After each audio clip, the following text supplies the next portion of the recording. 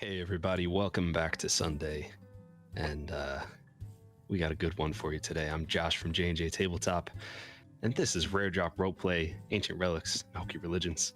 We are happy to see you here, and so many of you. Thank you for the raid, bro, man. Well, this is gonna be a fun one. How's everybody feeling? I mean, I feel good. I mean, always a little nervous with combat like this. You kind of left us hanging, Josh. Oh yeah, I'm ready to get it rolling. Yeah. Okay, all right. Ready to get rolling, like that, you know, with the dice. Anyway, like I said, I'm Josh. Directly next to me is Evan, or it's Evbo. Next to him is Jake, Jay and Jake. Underneath Jake, we have Michael, or Master Yoda I am, Mr. Yoda I am. It's MSTR Yoda _I_am. Next to him we have the wonderful Izzee, and we got some fun stuff going on tonight. Before we get into anything, does anyone have anything they want to mention?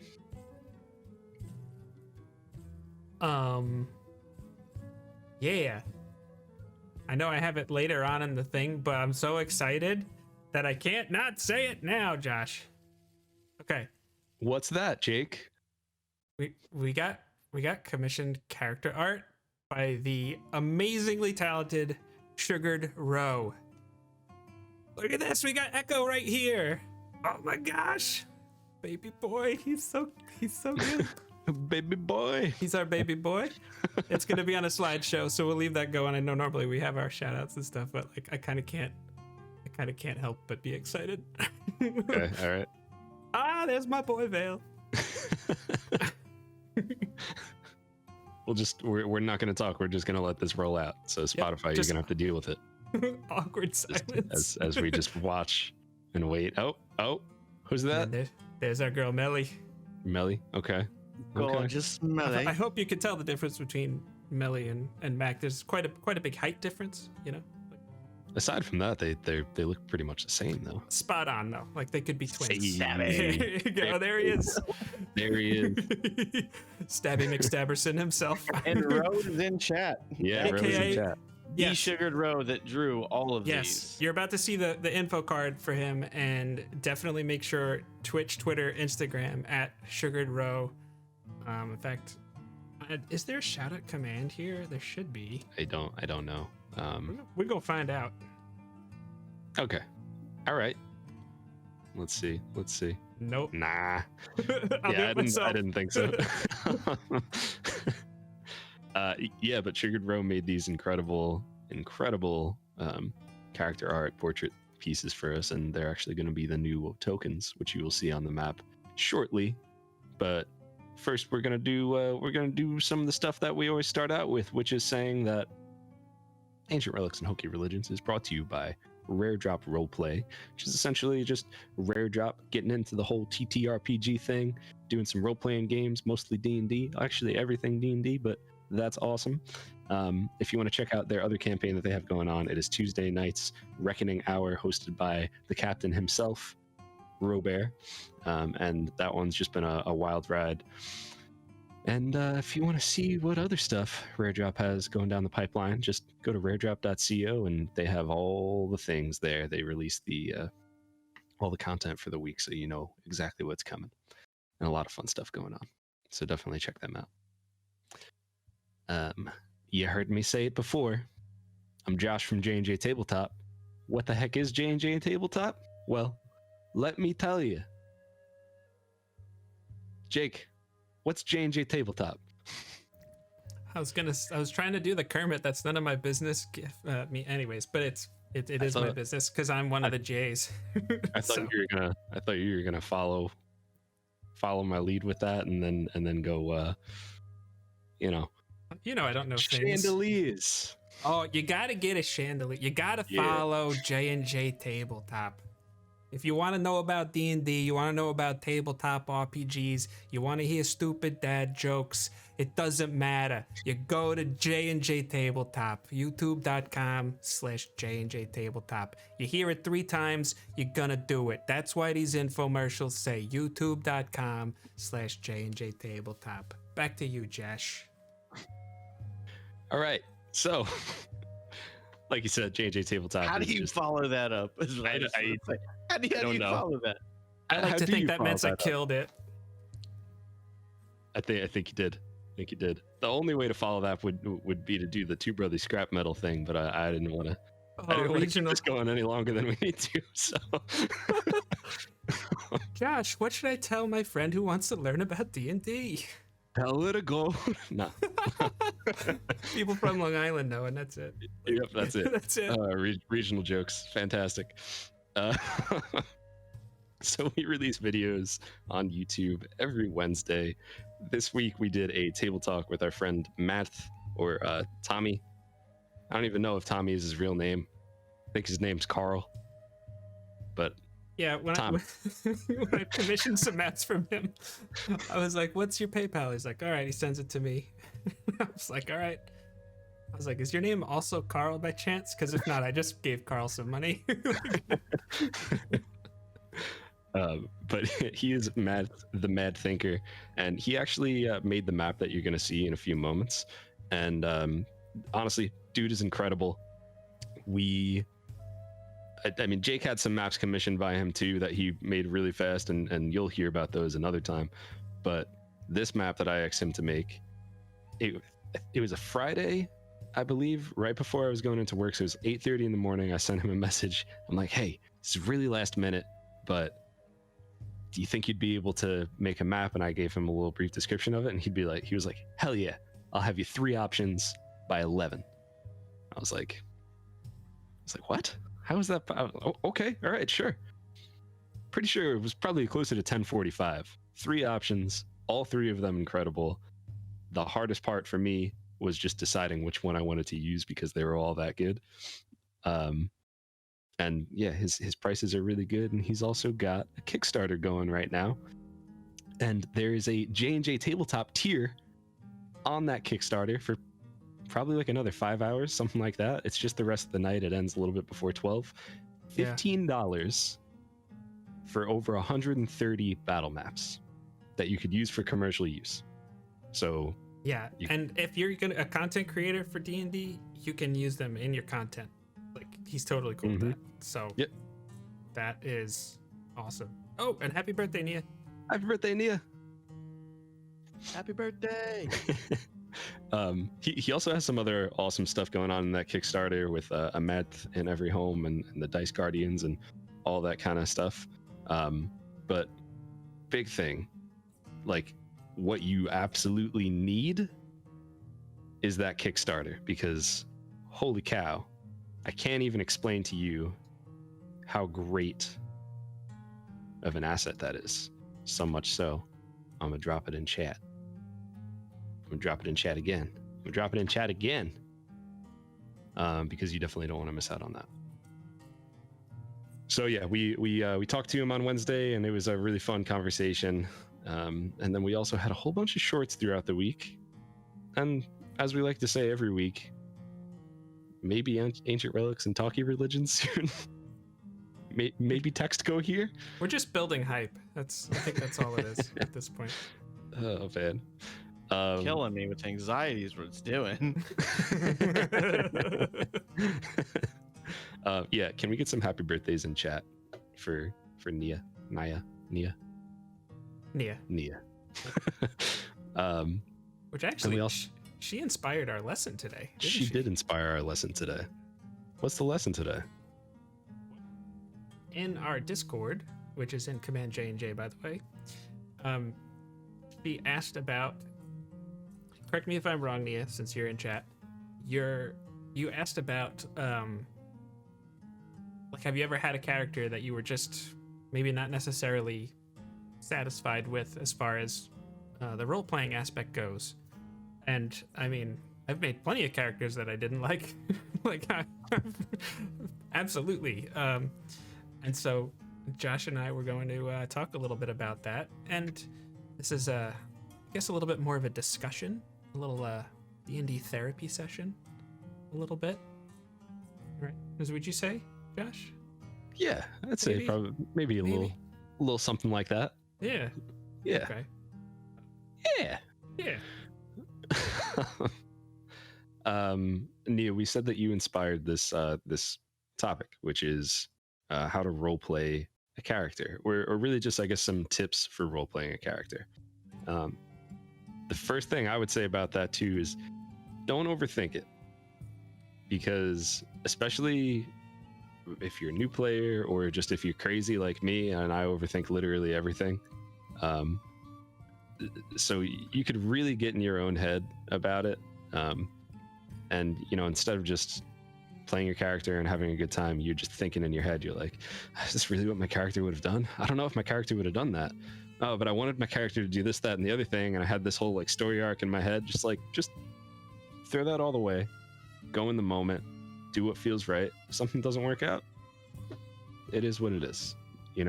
That's just the game. It's like life. Not everything always works out the way you planned it, and just because your D&D character is a character in your head and it's something that you want to be exactly how you planned it, the game is supposed to be some sort of simulation of reality, right? To an extent. So it's not going to go like you plan it always. So you just got to go with the flow. Just let it happen. Mm-hmm. That's my first piece of advice. Do you have anything specific you want to add, or should I keep going? Yeah, I think that's good. I think one point I would just say is, like, sometimes when you're playing D&D, there's a lot of similarities to like a TV show. If you ever watch like the first season or the pilot or first few episodes of a TV show, you're like, it's awkward, and it's people kind of don't understand their characters fully yet, and sometimes it just takes a little bit in order to get there. So it took me a little bit to get to know Vale. So yeah, look at Steve Carell in the first season of The Office versus the third season of The Office. Completely different. I mean, every character is completely different, but completely different. That's a very good comparison. I agree. Also, you did a good job. No, I was saying what you said. Oh, okay. It was a very good comparison. But I mean, mine wasn't that bad, for a specific example. Anyway, the big things that I would say if you're like struggling role playing your character and figuring that kind of stuff out is really lean into your ideals, your bonds, your flaws, personality traits. That whole section in your background, that is going to give you tools to then go and play a unique character, or a character with specific goals and specific that's going to react to things like a certain way, instead of just a blah, like let me hit everything, just a video game thing. It's nice Definitely. too, because it's not like super detailed. It's not like you have this like personality like dossier on like an encyclopedia of who this person is. It's like, no, I'm too curious. That's Vale's flaw, in case you haven't figured that out. So I just have him do things maybe sometimes he shouldn't. That's it. And I think that's a perfect way too, is if just even if all of that gets too confusing or too much, just grab the one thing, grab that one flaw or that one specific personality trait, and like really lean into that. It's okay to start off as like almost like a caricature of one specific thing, where you're like, oh, it says don't touch this button. Okay, I'm gonna press it every single time. And then you could build off of that, like kind of like Jake said, where the first season might be a little bit different, and then you realize who your character is, what they do, and you could really start to build a little different, a little less one-dimensional, if you will. But I don't know, focus on the flaws, the ideals, the bonds, the personality traits, all that kind of stuff, and don't overthink it, and I think you can't go wrong. Agreed. What was that third point that you had there, Mr. Jacoby? Oh yeah. Oh, sorry, Here, you're not Mr. the artist it's formerly okay. known It's fine. as Mr. Jacoby. So here, I just was just gonna ask all the players here because I know this is true for me. Has your players in this game in particular, just if you have a moment to just think about or talk about how you maybe first initially envisioned them to how they are playing in the game and how that may have evolved, and do you like that change, and why do you think it might be different? So I know I just got Izzy's attention. So, I mean, just to give you a moment, unless you oh, you look like you're about to say something right now. Yeah. So I thought when I was first starting out with Melly, I thought she was gonna be a little bit more adventurous and not so timid. I thought she was definitely going to end up being like, yeah, let's blaze new trails. And she's kind of turned into a worrywart, which is kind of funny. Yeah, so it's interesting because she is the youngest member of the group, and I think I've said it before, she is a tenderfoot when it comes to everything. But I never envisioned her being so worried, and I think it's not just how her character developed as I was, fleshing her out. I think it also has to do with the fact that her character cares so much about the characters around her that she can't help but worry. Yeah. And she's also, well, she's also playing with, at the very least, Vale and Mac are constantly poking the bear with stuff. So how could you, how could you not be a little more worried around them, I think? I love that, though, because even whether it's your idea for her or whether that's what she actually is, even if she actually is a very adventurous person, the biggest thing with her is she is very caring. She cares very deeply for the people that she's with. So that overtakes your curiosity, that overtakes the adventuring side, and you're like, all right, I want to do cool things, but then you see your friends starting to get into something that maybe they shouldn't get into, and Like instead shoving of their hands into everything. Yep. Who would do that? Nope. It's only gonna get worse for her, I feel like. I would say that with having read Mac's backstory and how I envisioned him, I would not have thought that anything would have rattled him. Just with his confidence being fully seasoned. I mean, not only is he 74 and been around a lot, but also had a lot happen in his past. And so, like, having some of that and having him kind of get shaken some is an area I did not expect to take with him at all in the beginning. But it just felt right with the situations. Exactly. How about you, Evan? You got anything for Echo? I guess not a particular thing. It was I sort of had an idea for what Echo was going to be like. And he lives in a little piece of my head rent free all the time. And he surprises me with the decisions that he makes. As weird as that is to say, I love because that. like obviously I'm making decisions, but it's like revelations about how he would react to something kind of come up all the time. Yeah.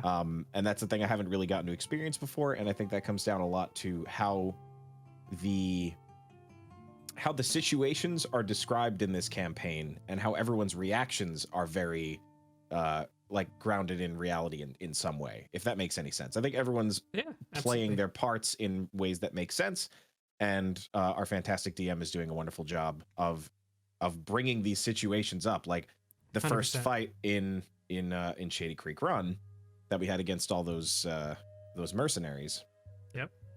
Echo went ham and ran a bunch of people through, and then He had a moment of did. like, basically he snapped into, I've been training as a monk, I know how to fight things, and I've stabbed a lot of sandbags and training dummies, and it's the same thing. And then he had a moment as soon as that was over of like, these were people. And like, that wasn't a thing I was necessarily planning for. It was a moment of realization as the combat ended. So that kind of fed into his whole personality. But the other thing I wasn't expecting from Echo was for him to end up being so kind of sarcastically uptight. I was planning on him being a lot more just like straight up uptight about things, like a little bit, I don't know what the right word is, but basically uptight. And he ended up kind of mellowing out more in that way, but it makes sense after traveling with this group of misfits. Absolutely. And Melly. And yep, that's very well said. Yeah, and for Vale, I envisioned him being much less serious. I know, like, I felt like his base personality, I think, still is a little more happy-go-lucky, and I always kind of picture elves, particularly high elves, as very reclusive and just kind of introverted and like, we're fine, we're just gonna stay with our people. But Vale has always been too curious about the world around him and mysteries regarding Malaismere, where we're at now. But I kind of think part of the reason why he's different is because, just you referenced that first encounter, we were like being chased by the mob like right away in a really nasty place, and then we found what we believed to be a weapon of mass destruction. So I mean, things are heavy, and that's gonna weigh itself on even the lightest of people. So I think that part of Vale is still there. I just think the situations, and like Izzee, you mentioned, like just all of us reacting to everybody, and Evan, you said it, and the situations in front of us, it just kind of grows and is alive and is breathing much like anything else. So just roll with it. Puns intended, because it was me. Go follow Sugared Row everywhere. Follow Sugared Row everywhere. Also follow Mad333. Mad333. But oh, nope. Well, I was gonna post the link, but the last thing I copied was Rare Drop. Twitch.tv/Rare Drop. So oh man. All right, well. I got all my double D6s ready. Oh, is it time for us to be scared? We're gonna have some fun tonight. Only double? Do you know what a double D6 is? No clue. Think, all right. Scared to ask. Double D6 was a Kickstarter I supported a while back. It is a D12, but it's a D6. Because who wants to roll a D6? You've been rolling those for your whole life. Now you're playing a game where there's all this fun stuff, and you get to roll D12s, and they're totally underused. Why not? I also have triple D4s.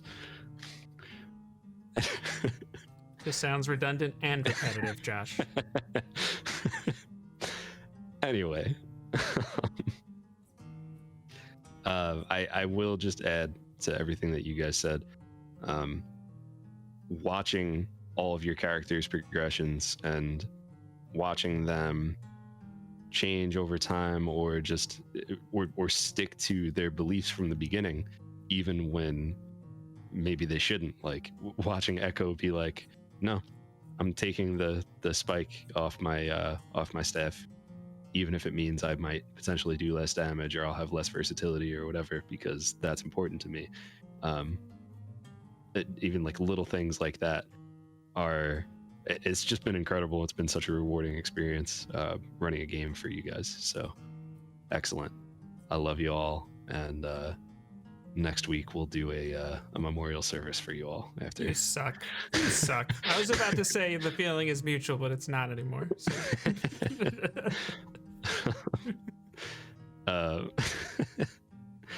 Well, let's do this thing, right? Should we do this thing? I mean, yeah. All right, Mr. Jacoby, do me a favor and just turn off the music completely. And make sure I'm unmuted on my other thing. You are unmuted. Because we're about to do a recap and then we're gonna get into some stuff. Good to go. Yeah, I clicked it. I'm just waiting for it to do the thing. There we go. How are we on volume? I'll fix it. We're good. Okay. Last week on Ancient Relics and Hokey Religions, our group had got into some stuff. They had been going through this labyrinth, trying to figure out what was happening and just trying to make it out okay and be safe. And holy cow, that's really loud on my end. And after finally making their way out of this underground labyrinth, the same key that they used to open the door had cut away some of the barriers that were protecting this place from some really nasty stuff. And pardon me, sorry. All right, some really nasty stuff. These monsters that are kind of like ants and kind of like the little guys from Alien, Xenomorphs, whatever you want to call them. And as they broke through and unlocked this door, the barrier above disappeared. Rocks started to fall from the sky, and they did their best to try to move on and see what was next. The only thing that they could see to move forward was to remove this dagger from a pedestal. When Melly removed the dagger from the pedestal, all of the magic that had been protecting this place vanished. They heard the tip-tapping of the monsters as they made their way through the labyrinth, and suddenly there was a loud bang when the floor gave out from the middle of this labyrinth. And probably the biggest creature that any of you had laid eyes on, this sort of Hive Queen thing, came out. You looked at it, you said, "Oh, hell no." And you turned around, went down the hole, and started trying to just move forward and hopefully find safety and make your way out of that area. Well, you rested, went down a hole, found that this tunnel had been blocked off by something, probably something that lives down there and moves rocks, but who knows? It was caved in. You went down another pathway. You found a whole lot of eggs for these creatures. Again, you said, "Oh, hell no," as you watched them sort of break out of these eggs and consume each other. You continued on, and Jake, if you want to pull up the map, you found an open area with a large hole in the center. I will click share again. And out of this hole came the Hive Lord, Hive Queen monster thing. And everybody, you could roll initiative. And let's do the thing. Yikes. Do we do our own combat, or you have that covered? Oh, you have the music covered too. Okay. I got the music covered. Okay. All right. I'm gonna lower it a little bit more. What's the highest number on a D20? 19. Oh, okay. 17. Shoot, I didn't get that then. All right, never mind. I Wait. got an extra 20, baby. We're gonna do this thing. Let's go. Let's go. What's our house rule for natural 20s on initiative? Ooh. That would be that I get advantage on my first attack. All right. That brings it to a 24, by the way. Okay.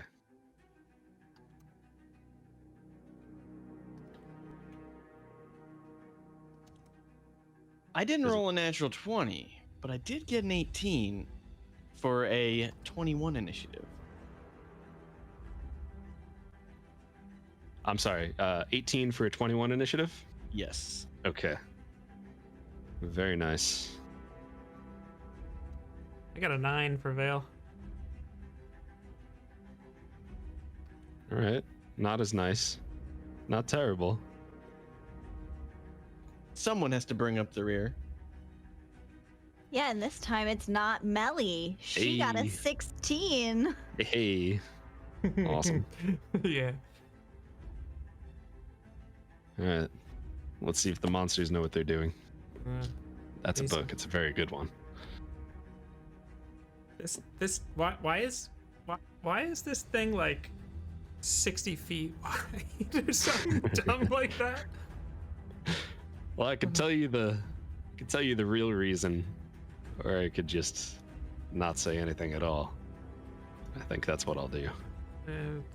As you probably should. It's all right, Mr. Echo. What's up? You get to go first. This is tough. This is a tough one because I would like to make I'd like to make an effective decision, especially since I got a natural 20 on initiative. Also, if you want to have a full round of conversation quick as you walk into this room and suddenly these creatures step out, just let us know. If anyone wants to say anything or if anyone has any crazy thoughts going through their head, feel free. I think Vale's eyes would just go real big. And he looks directly at the camera. Yeah. Seriously. Gym faces. Yep. So I just want to kind of clarify this. So we walk into this room and we see exactly what we see here. This is enormous, like 40-foot wide beast and a couple of these little critters. Mm-hmm. Yeah, and this. God. And as far as we know, this is our only way forward. As far as you know, this is your only way forward. The way behind this path was it was a dead end, and then it was also the room that was just completely filled with eggs, and those eggs were starting to hatch. And you look forward, you see some of the smaller creatures that you've fought before start to crawl out of these holes, and just this massive beast standing in front of you. Its legs are just, I mean, this thing, it's probably standing 20 feet tall, something like that. It's big. I It's a have a big boy. question. Sure thing. If we walk into this room and we see the monster, would Melly have time to bless everyone before initiative started? No, I didn't think so. No, All right. sorry. Well, that's okay. I wanted to ask anyway. So that all being the case, I think what Echo is going to do, because he's he's next to Vale. Yeah. Okay. So with him having Vale on his right, he's just going to turn to Vale and put up his hands, and the little pink gems on his gauntlets will glow, and he'll say, Vale, run or fight. Fight. Fight.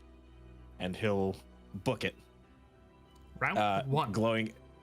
Glowing a soft off-white golden glow. I will spend a key point to do a bonus action dash.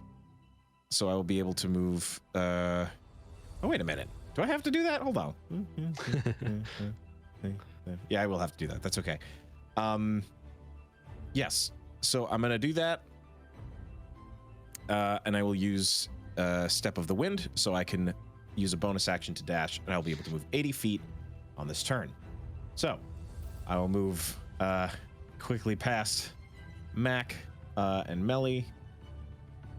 Ah, man. I think he's going to book it to the little fella. So let's see. 5, 10, 15, 20, 25, 30, 35, 40. Sorry, I grabbed it by mistake, Josh. 45. So he's gonna run straight at this guy and just jump straight at him and hit him with a palm and see if that sort of does anything. You're muted, but I'm gonna go ahead and roll the attack. That's exactly what I said. Okay.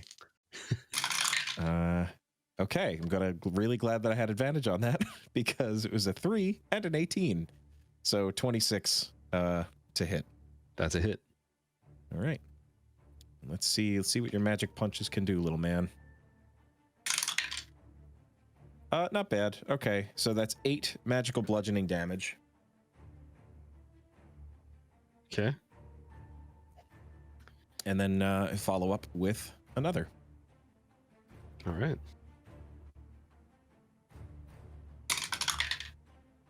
Uh, 21. That's a 13 plus 8. That is a hit. Okay. That's max. That's what I want to see. That's max damage, which is 11 magical bludgeoning damage. Okay. Yeah, things still standing. It's definitely looking hurt as it just, as it kind of shrieks in pain from your blows and starts to try to move into more of a defensive stance.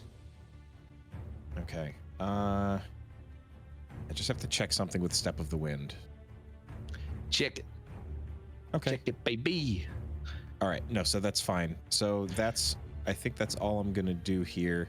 Did you roll your second attack with advantage? No, I didn't. Roll your second attack with advantage. Okay. Way I see it, I'm not going to say no. whole first turn, might as well, right? All right. Look, I'm into that. That's fun. Just to see if I get the 20. Oh, that's upsetting. It landed on the 20 and then rolled over to a 2. So, that's still just the regular attack. Okay. And I will say this. Anytime the DM starts to be nice, that's worrying. Yeah, it's scary. Yeah. Fair. I Hey, think guys. actually Echo will skirt another like half space ahead. Just like kind of half circling him. And Okay. I think that'll end my turn. All right. After Echo, we have Mac. All right. 1, 2, 3, 4, 5, 6, 7. And I am going to attack Beastie Boy. I'm going to throw my dagger at him. Okay. And because he hasn't gone yet, I have advantage with my assassin. That's right, you do. And that, my friends, is a net No. 20. No, it's not. Yes. Yes. Yes. Yes. Thank you, on. Winking Skull. Let's I go. love this die. I Oh, love man. this die. Let's Get go. some All hype in right. chat. Oh my god. All right, Mr. Mac. What you got for us? All right.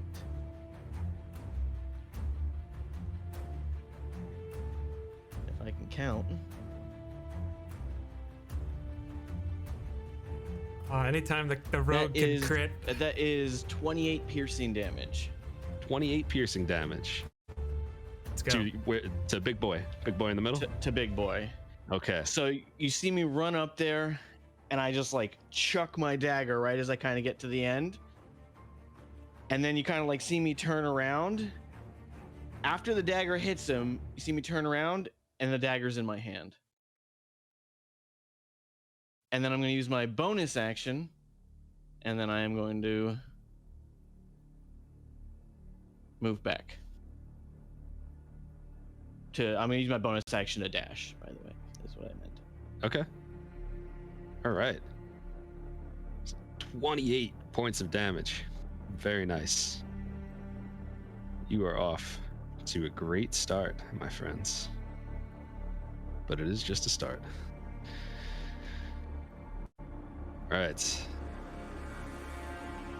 So, Mac runs up, throws his dagger, finds a space where some of the armor is a little bit lacking. It almost looks like it pierces straight through, because as it sticks in, it just disappears and pops back in his hand, and he just keeps running. Now our big monster friend is gonna have a turn of her own. So we will, let me just make sure I have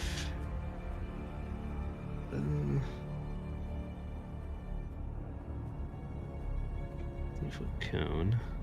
Let's see.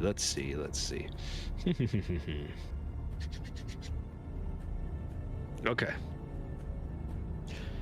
She's going to pick up two of her massive spiked legs and just from within just throw these massive spikes off of her. And the first one will go to Mac. And that is 100% cocked. All right, that is a 16 to hit. That hits. Okay. Oh, where are all my dice? You don't need all of them, right? No, not all of them. Just there. Okay. Okay. There's one specific type of die that I needed that I couldn't find. The D40.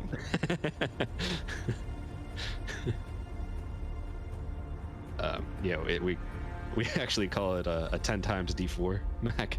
But all right, so she will hit you for 12 piercing damage, and the next one. I'm going to use my reaction for uncanny dodge and have that. Hell yeah. Nice. So you will take half that. And the next one, wait a second. We gotta fix this. Pay no attention to anything. All right. My playlist finished. Oh God, all the volumes off. All right. Sorry about that, guys. So, next one, going for Melly. Another spike coming out. That is a 13 to hit. That hits. 13 hits. Dang. Somebody should have taken mage armor. Are you sure 13 hits? 100%. All right.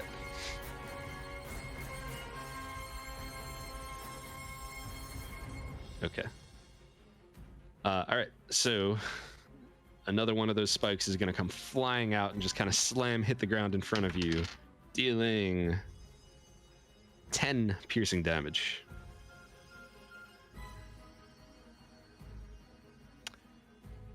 And the creature just take a big step forward. And another big step forward, as now you start to see it really fully emerge from that underground tunnel that it came from. And this thing is standing tall. This is massive. Melly, it's your turn.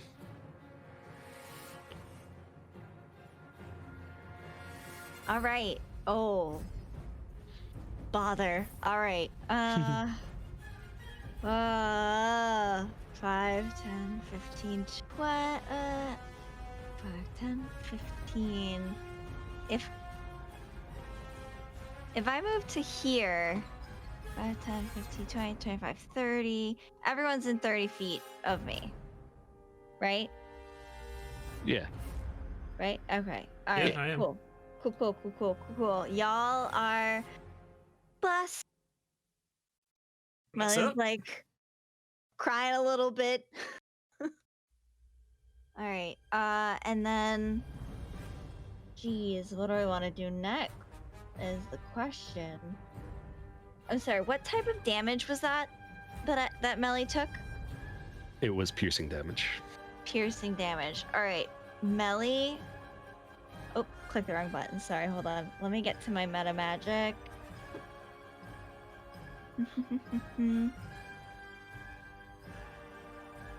She's gonna use 2 sorcery points, and she's going to do Blade Ward on herself as a bonus action. Very nice. Can you just tell us, what does Blade Ward do? it until the end of my next turn. I have resistance against bludgeoning, piercing, and slashing damage. Oh shoot, it's dealt by weapon attacks, so that probably won't help. But I already did it, so let's go. Don't you worry about a thing. We'll see what happens. All right. What does it look like as you do that too? Do you have any sort of do you have an image in mind of what it looks like when you do the little, little thing? Yeah, so when she like traces that, she just writes in Celestial in front of her in like pretty cursive, protection. Nice.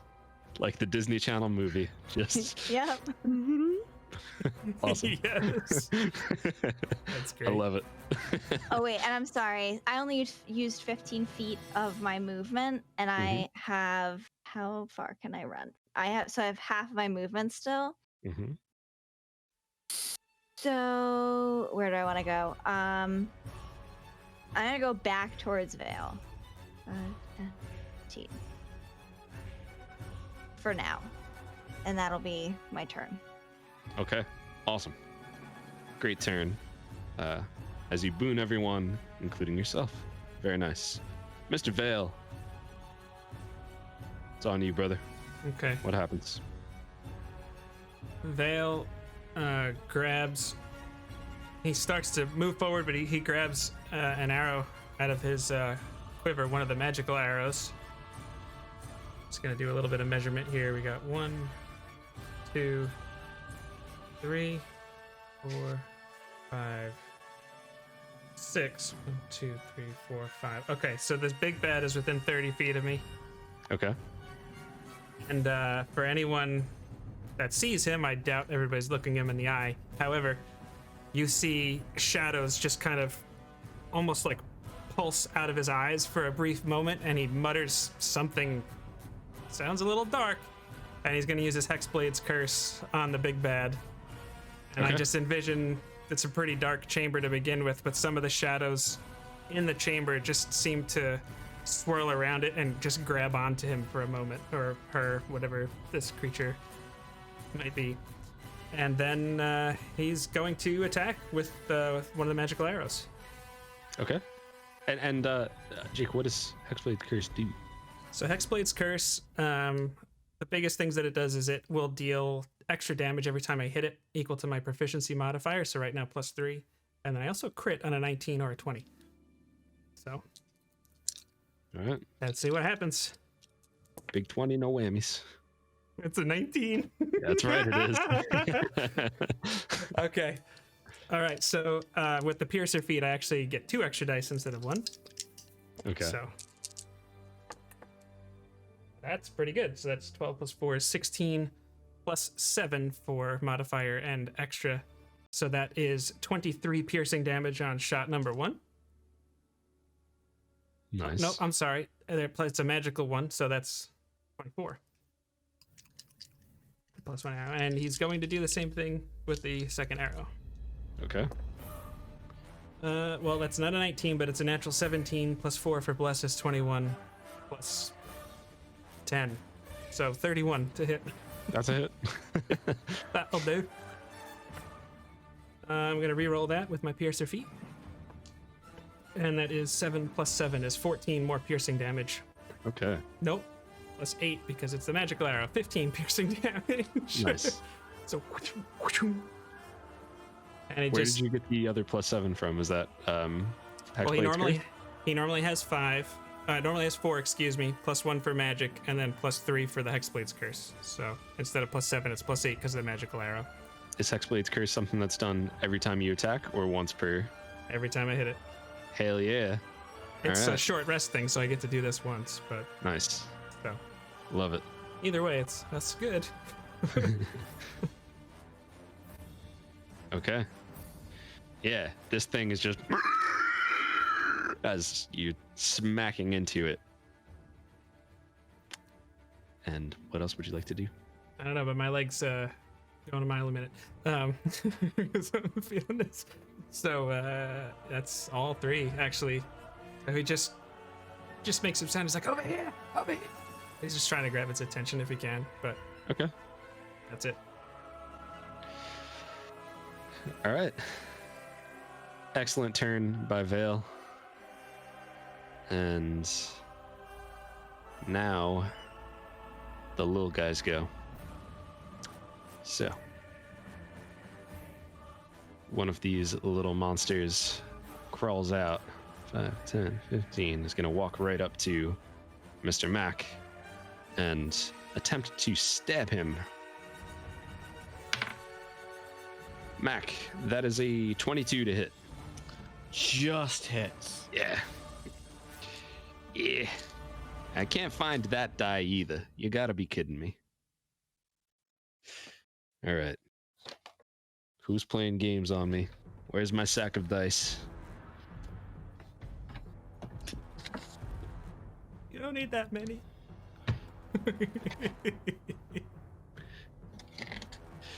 It's the last time I let Indy go in my room. All right.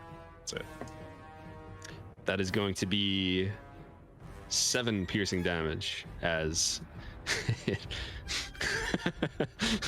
as this creature runs right up to you, kind of picks its legs up, kind of similar to the way like a spider would, and just kind of just really quickly just stabs you right in the shoulder with its little spiky arm thing. So that was 7 damage. And the one from Echo is now going to make an attack against Echo. And it is going to try to stab him. That's another. You're lucky.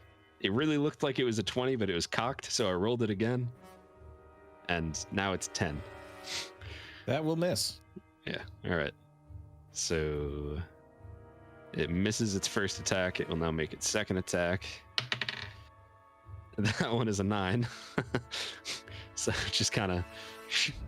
And Echo is just too fast.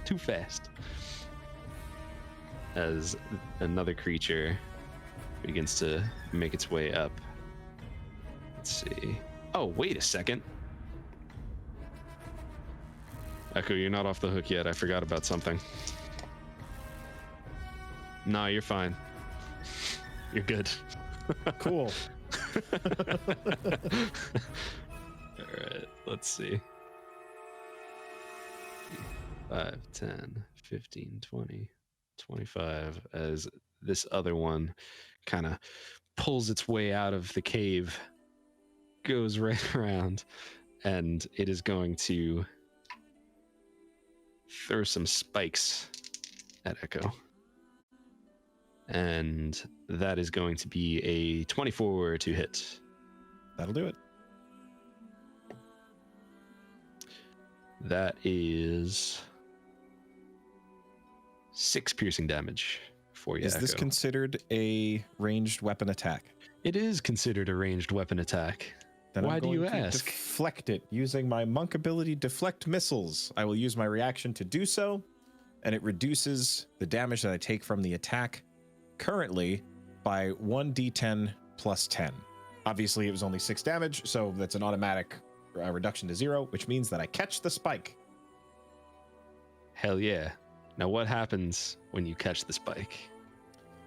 In this case, I think I'm going to say nothing. I will catch it and then just immediately throw it down to the ground in disgust. Okay. Yeah. Amazing. All right. Well, I guess, I guess that's his turn. Except he gets a second attack. This one is a 22 to hit, another spike attack as it comes right at you. I'm sure you're going to deflect this one too if you can. I cannot. I only have cannot. one reaction to turn. Okay, that is 7 piercing damage.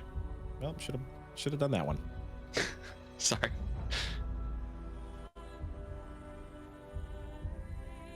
Also, we got a math in chat. This is not a drill. We have a math in chat. He's the dude who made this wonderful map. So I'm just gonna take a moment to just. That's his Kickstarter. Click that link. $15 for the JnJ table tier, as I like to call it, and you get 130 plus maps. And if you like all the other awesome stuff that he's doing, definitely check that out too, because he's got plenty more than just the maps. There should be a Dice Guardian in every home. Just gonna say it once. But it's great to see you, brother. All right. So, that will be the turn for the minions.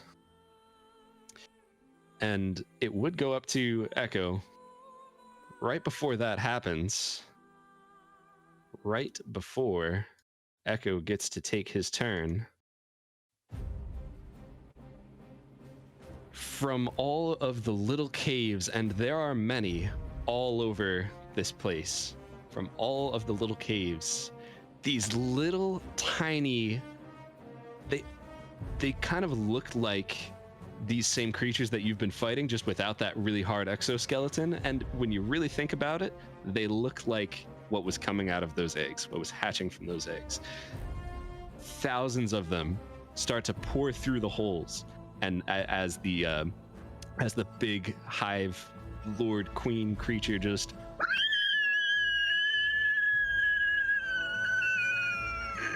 they all go through, and they start to just completely cover her body. Rip headphone users, I apologize. But do I apologize? Not really. You'll get over it. Gonna work on my compressor settings. Hold on. Echo, it is now your turn. After catching the spike and throwing it to the ground, he is going to spin and attack the guy that's right next to him. So I'm just gonna go ahead and do that. Okay. Do your thing. I'm awakened. That is a 14 plus 1 for bless plus 8. So 23 to hit. Yeah, that's a hit. That's a hit. How you doing? All right.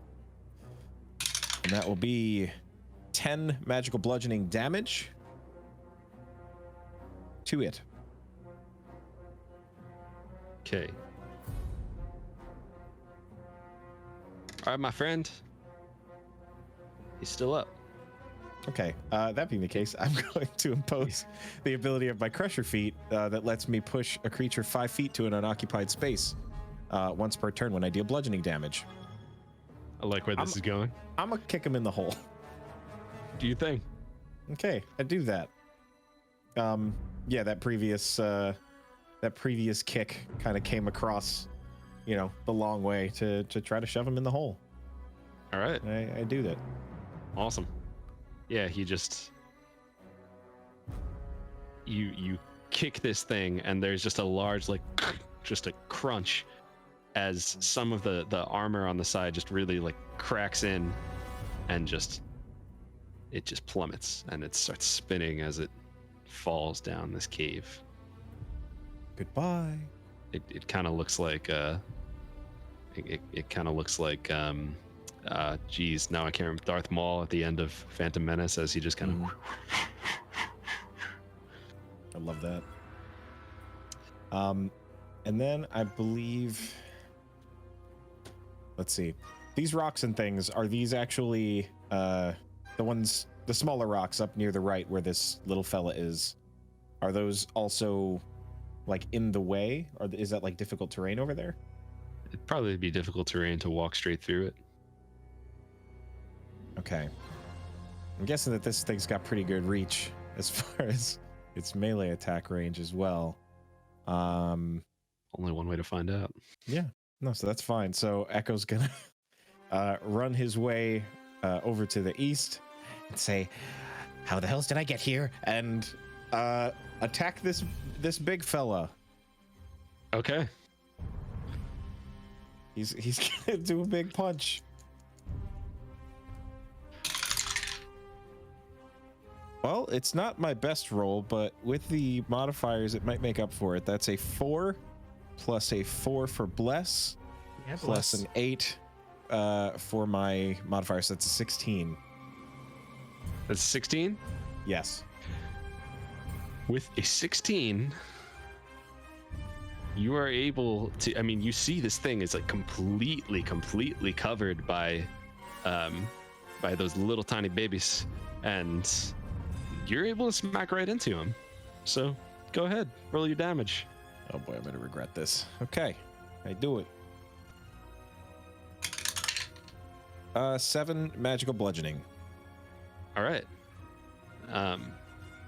Yeah. So you kind of you run straight through and just looking at this massive thing in front of you, and you're like, I'm gonna just face this problem head on, and I'm gonna face it with my fists.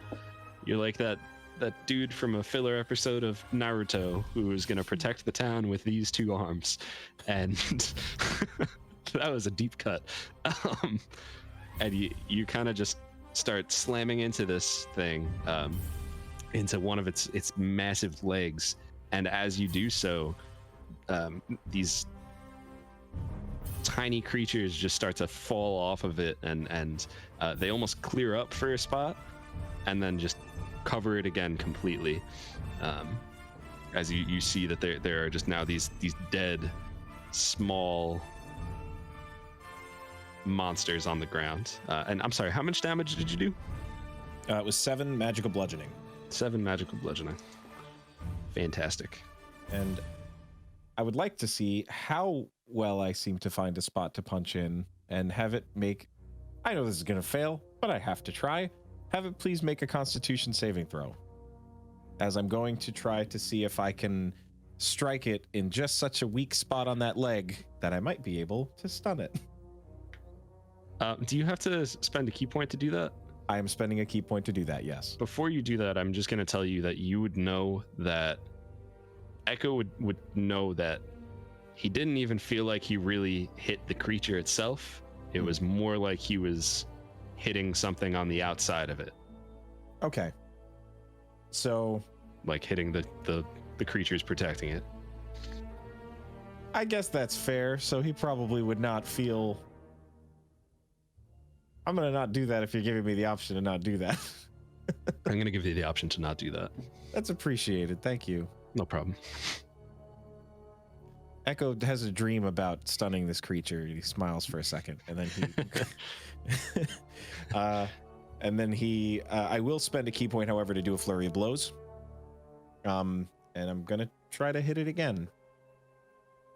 All right. Do your thing. And there is a reason for that, even if it feels foolish.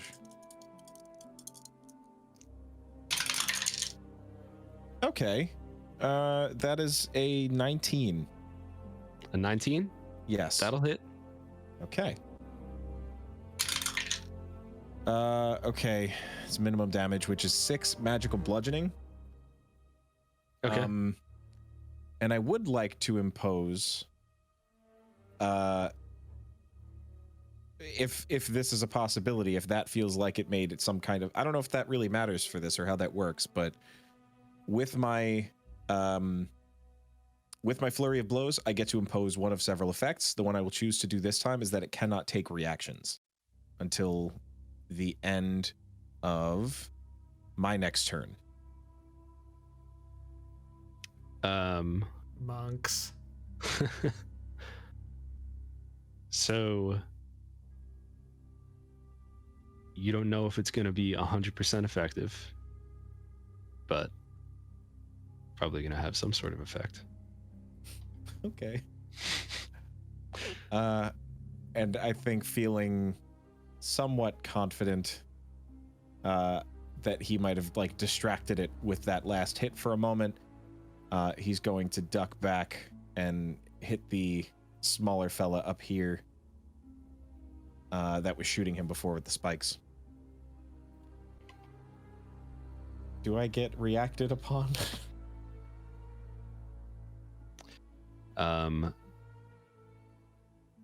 You do not. Okay. I'm gonna hit this guy. Oh, why can't I roll these numbers against that guy? It's a 22 to hit. That's a hit. Okay, and I'm excited about this particular thing we're about to do. Okay, that's 8 magical bludgeoning damage. I would like it to make a strength saving throw as part of the flurry of blows. All right. Strength saving throw incoming. That is a 15. A 15? A 15 just passes. Okay, so that's sorry. it. He just takes the damage. And that'll be the end of my turn. Okay, all right. Yeah, this thing was feeling strong as it came at you, and then just suddenly you just walked over and just kicked it right in the face, you know. Kind of. Stop. No. All right, Mac, it's on you now. All right. I'm just gonna try to attack the one that's right in front of me. Okay. Just roll with disadvantage for what you said in chat before. I'm just kidding. I'm just kidding. Oh, that's fair. Wah, wah, wah. That is a 21 to hit. That's a hit.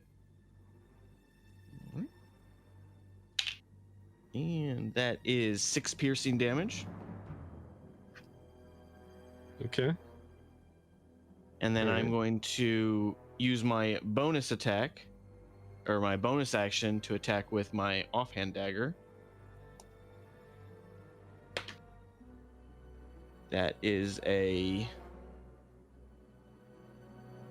26 to hit. Mac, is that sneak attack? There was no sneak attack because I don't have advantage, or there's no one next to this one.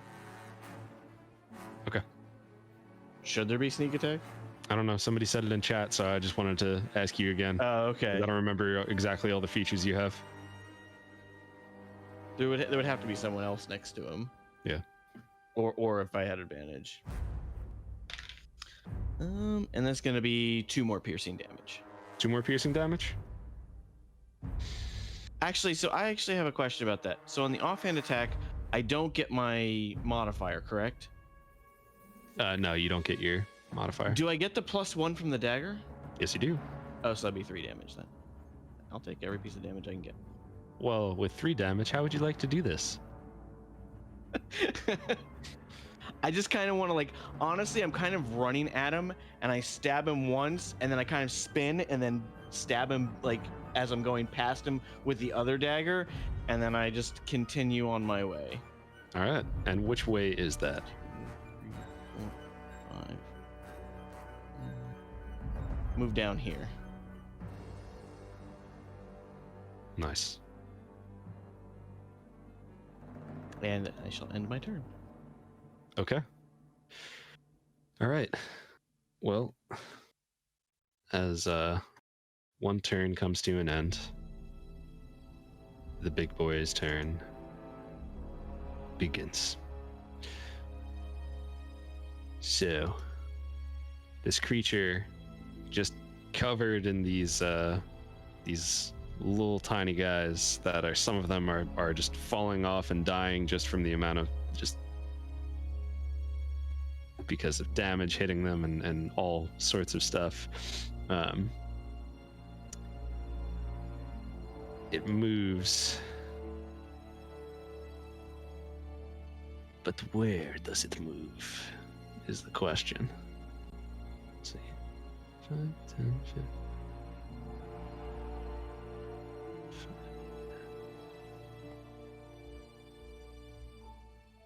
All right.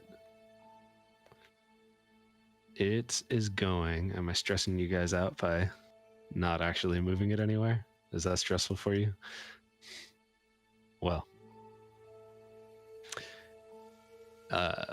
Good night and happy birthday, Nia. Oh, man, you guys were bunched up before, and I knew exactly what I was going to do. And now you're not bunched up anymore, so I don't know exactly what I'm going to do. But... Aha!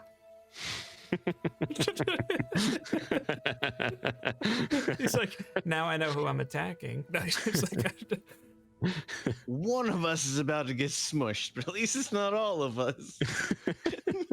I volunteer as tribute. Well, it's a good thing you do because it was going for you anyway. I did yell at it. It was going for you anyway. So it is going to kind of lean its head back and just forward as it just sprays the area in front of you, well, in front of it, with this yellowish green bile-like substance. And I'm gonna need Yikes. Vale to make a dexterity saving throw, and I'm going to need Melly to make a dexterity saving throw with advantage. But I have bless, so I do get to add. That is always good. Okay, so 23 for Vale. Okay. And Melly, you get to roll with advantage. Thank you for that advantage. Melly rolled a natural 20 for a total of Yes. 22. Okay. Okay. Nice. Very nice. All right. So Bad is this gonna hurt? Because I'm sure there's half damage involved in this bad boy. As is normal for D&D area attacks. 8. Okay. So both of you are going to take 14 acid damage as this bile just sprays on you, and as it touches you, just and also as the monster does that, just some of the creatures that were on it get caught up in that and start to just fall and burn away on the ground. Okay. And that was because we saved. Great. and it is now it's now Melly's turn. Well, it's good that we're not all bunched up, but golly, it sure makes it difficult to get some stuff out.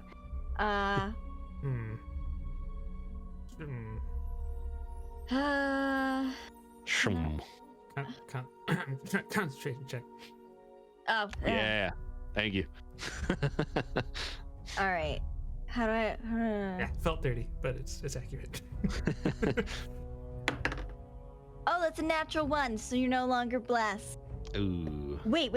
Oh, yeah, no. Wait, hold on. So the damage was 14. Even if I rolled those 2d4, I still wouldn't be able to make it. So yeah.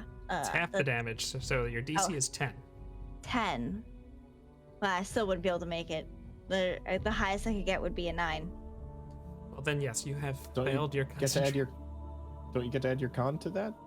Oh God, sorry guys, I'm terrible You're at not terrible. everything. You just Gosh, haven't had to make Izzee. a con save in a while. Oh, this is true, but is it worth it? Because I need 2 4s. Yeah, that's up to you. Oh God. Oh It's all on you. Yeah, whatever you decide. golly. All right. We just hope you make the right decision. Because You there know is a what? clear right and wrong here.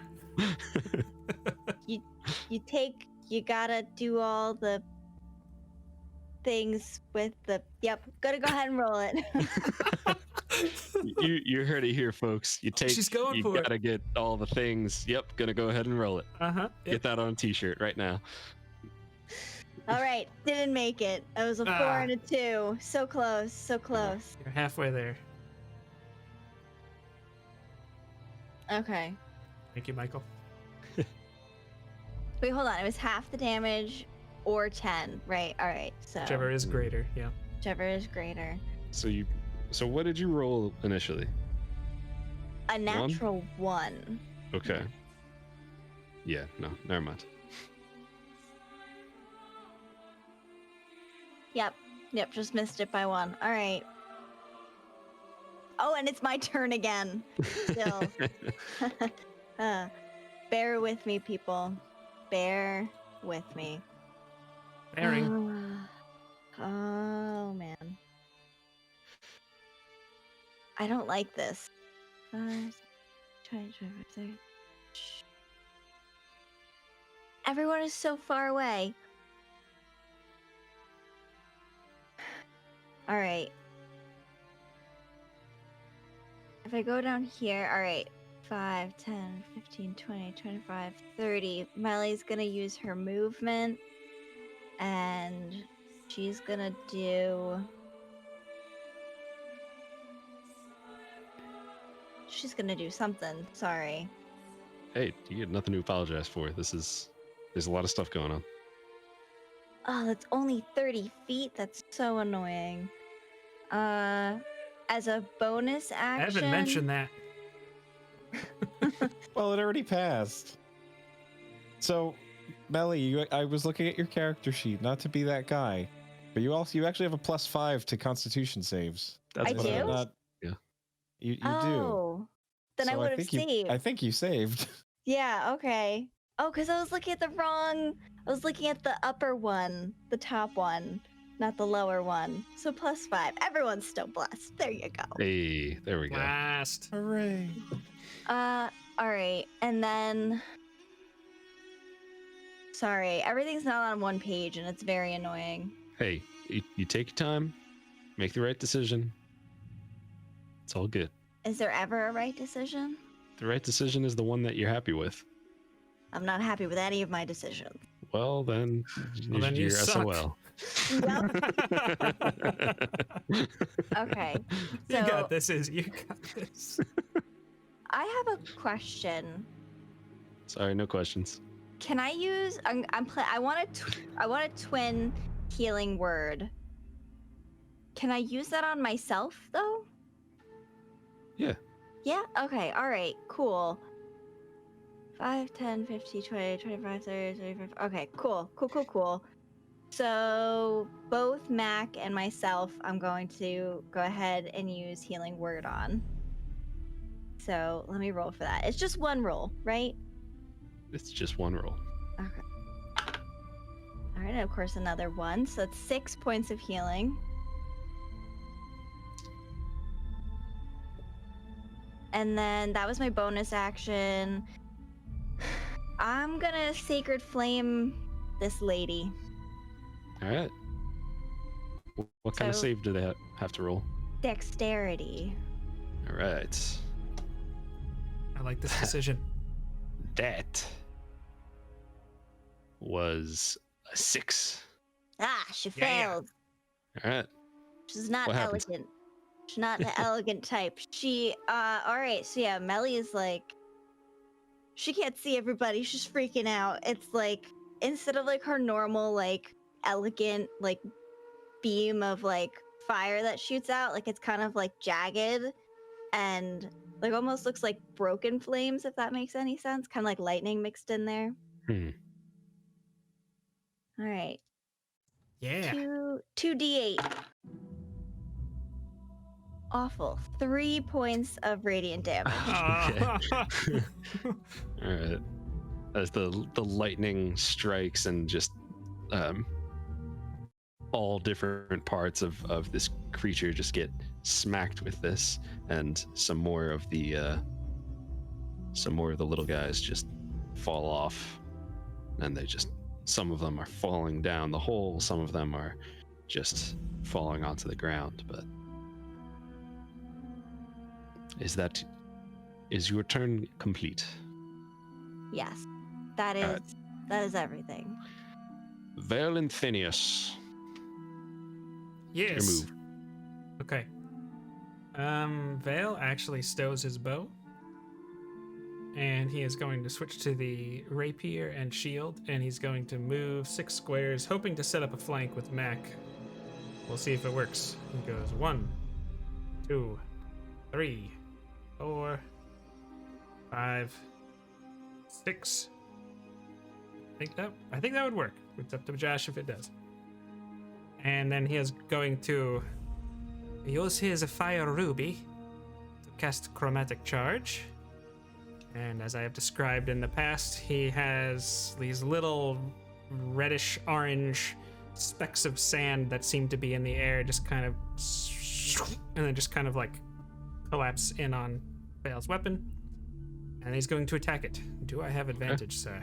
So it's crazy as you get all the way on the other side of this, and you know that that Mac is on the opposite side. You still don't feel like you have any sort of upper hand flanking this creature. You miss 100% of shots you don't take. Let's go. All right, here we go. Big money, no whammies. Big money, no whammies. Okay, so that is 12 plus 7 is 20. No, is 19. 19? Mm-hmm. You are able to find purchase. Okay. All right, we've got 9 plus 3, 12 piercing damage and 9 fire damage. So 21 total. Okay. All right. As he stabs it, the fire energy is like released into it with singeing the area and zone.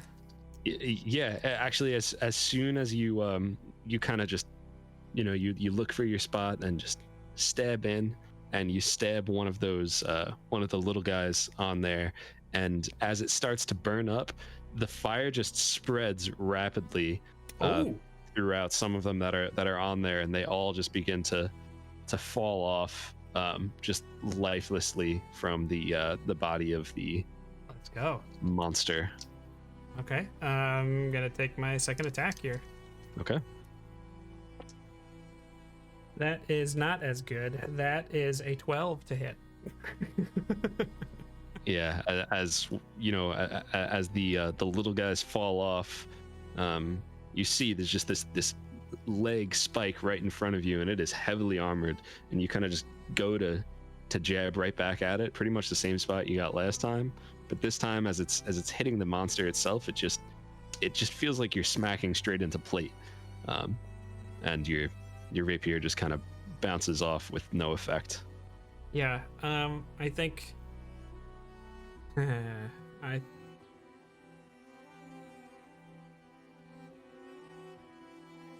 let's see, do I action surge or do I not action surge? I've used all my movement and my bonus action. Yeah, I'm gonna action surge. I'm attacking again. Okay. Because action surge. Okay. So attack number 1. Another 19, so it's another crit. Let's go. Nice. All right. That's good. That's really good. 6 and 6 is 12 plus 8 is 20 plus 7, so 27 piercing damage. Very nice. For that attack. Yeah, let's go. Okay, attack number 2.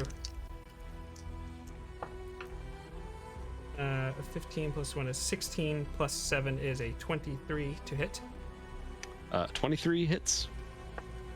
And max damage, so that's 15 more piercing damage. Okay. Bale's just like sing, sing, sing, sing. Very nice. With one not hitting. He said 15, right? Yeah, 8 plus 5. Plus 7, excuse me. Okay. Yep. I was like 8 plus 5. The words, the words, Josh. Okay. Yeah, you're just, you're kind of getting in your rhythm, and you're able to just really pinpoint some spots where armor seems to be weak, and you actually, with your first attack that hit, you were able to just crack like a little kink in the in its shell, and your next one you went right in that same spot, and it really found purchase in there, and this blood just shoots out and sprays. It just and sorry, headphone users, I guess. Is there anything else you'd like to do? That's everything. He's got nothing. All right. So as the turn for the little guys begin, let's take a quick pee break. And we'll get right back into the things. If anybody has questions about anything, just throw them in chat, and we'll get right back to them. So we'll see you in a moment. All right. So it's my turn again. So first creature right up top, staring Mr. Echo right in the eyes. He's gonna try to attack him. He's gonna try to attack him with his little spiky things. First attack, 17 to hit. Meter beat, so that hits. All right, so he will deal a double d6. That is 8 piercing damage. Ouch. And now he's going to try to hit you again. That one is a 12. That misses. All right. So he smacks right into you with his first attack, and the second one you're able to just brush off. Something else also happens. And that is that a couple more of these little guys start to pop out. I do not approve. Is this correct? Oh my god. I was also too zoomed in on the map. I don't know if you guys know this, but I was totally forgetting about another one of these guys in here. Oh. So You mean the one that just showed up right now? the one that's all the way on the bottom. Yeah, I see it now. So he's Big gonna zone. go. It is a very big map. 10, 15, 20, 25.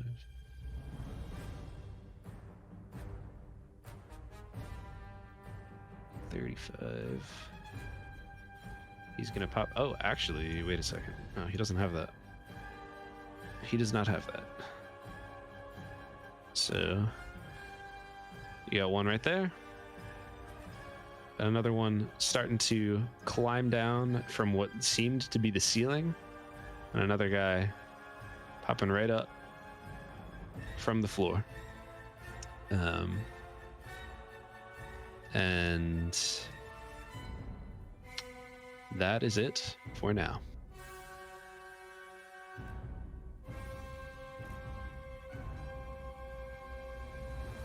I'm sorry, it is it's Echo's turn. I'm like, don't you know what that means? Like, it's go. Just I'm pretty sure I didn't want to assume. no. Thank you for not assuming. I should have said it. So it's your turn. You're all good. Okay. 10, 5:30. I'm just working out my movement. Okay. Echo is going to use 10 feet of movement to circle around. Actually, is this difficult terrain back here with all these little rocks? The little ones are not. The bigger ones are. So if I When I was say to... the bigger ones, I mean like anything that takes up like a whole square, or like how do I even Like these guys, 1-2 under melee. the one that you're on right now, Echo, that's fine. Those kind of things are fine. The one that's right above where the creature is that you're fighting, that one would be difficult terrain. Okay. Then... Okay, no, that's fine. So I'm actually going to stay where I am and attack it on the diagonal like this. And we are still blessed, right? We confirmed that save is still good? That save is still good. Cool. So here we go.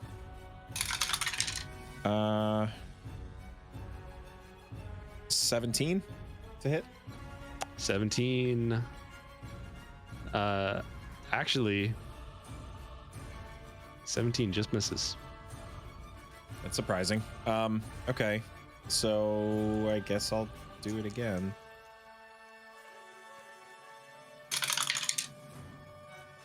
Uh, 27 to hit. That's a hit. And this will be 9 magical bludgeoning damage. Okay. Okay, baby. There it is, Echo. Hey, Echo. How'd you like to do that? Yeah. Oh, wait a second. Yeah.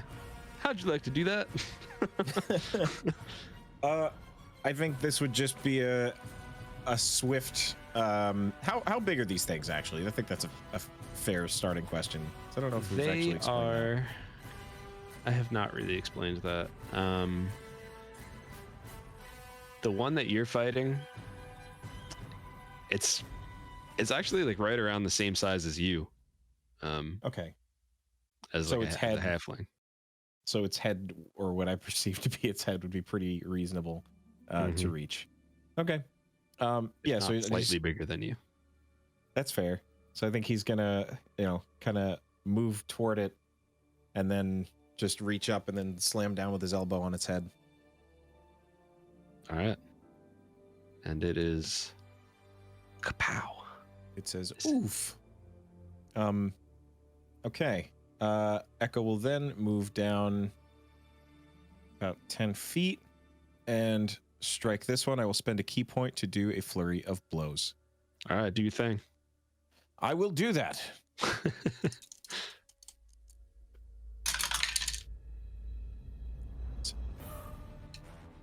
It's an 18. I hope that hits. That's a hit. Okay. Okay. That is max damage, which is 11 magical bludgeoning.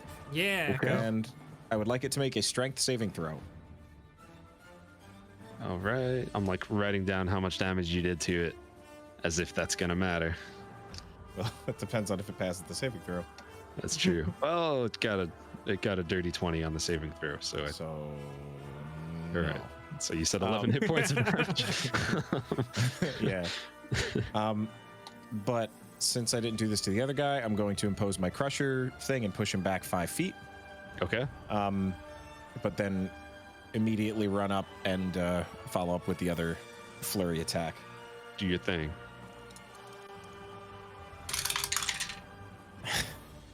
It's a 19 plus 1 with bless plus 8, so 28. That's a hit, baby.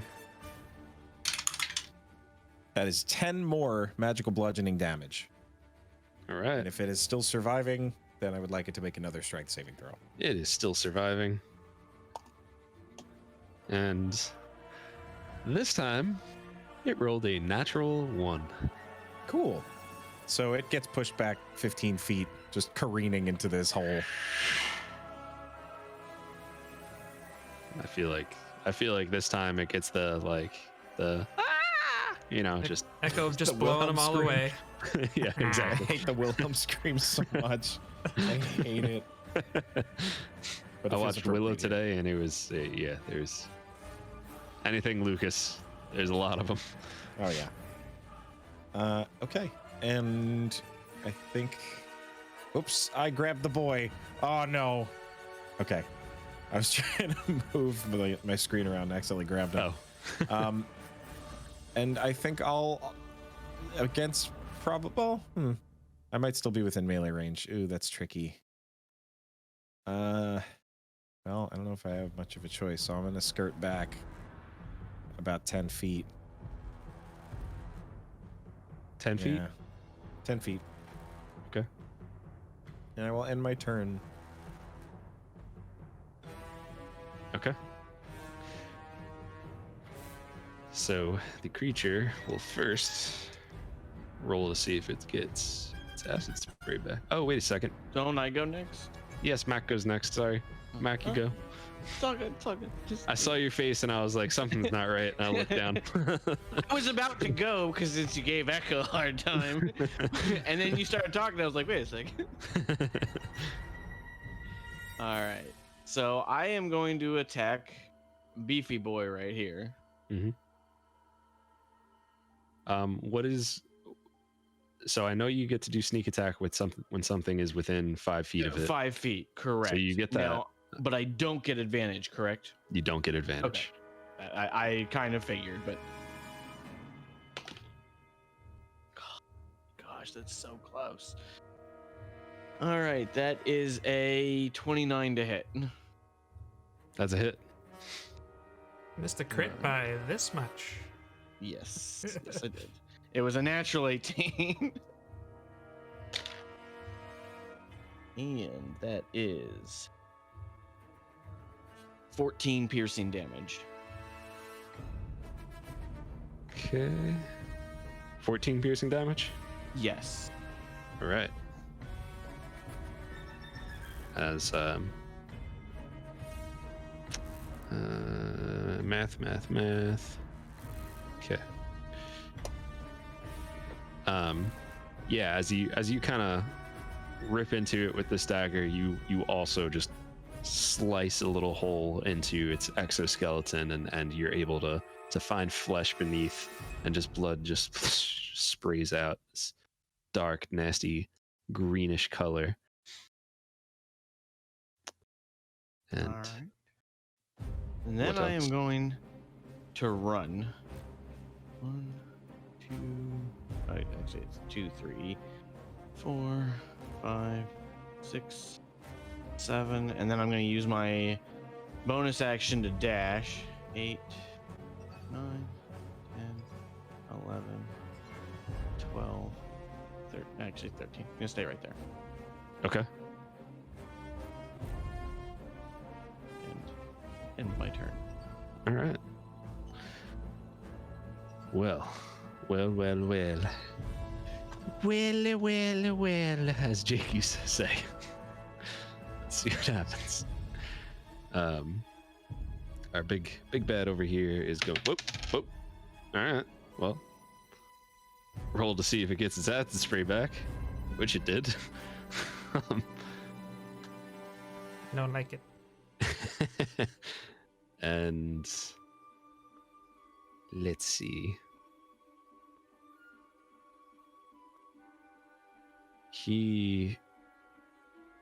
I mean, how could it pass up this opportunity? Echo and Vale, make a dexterity saving throw. All right. Bless is included. Bless is included. Oh no. It's a natural 1. So That's a 28. Yeah. So Vale succeeds, but Echo actually does not. So. oh, it's the opposite day. No, I'm just. All right. So that is 16.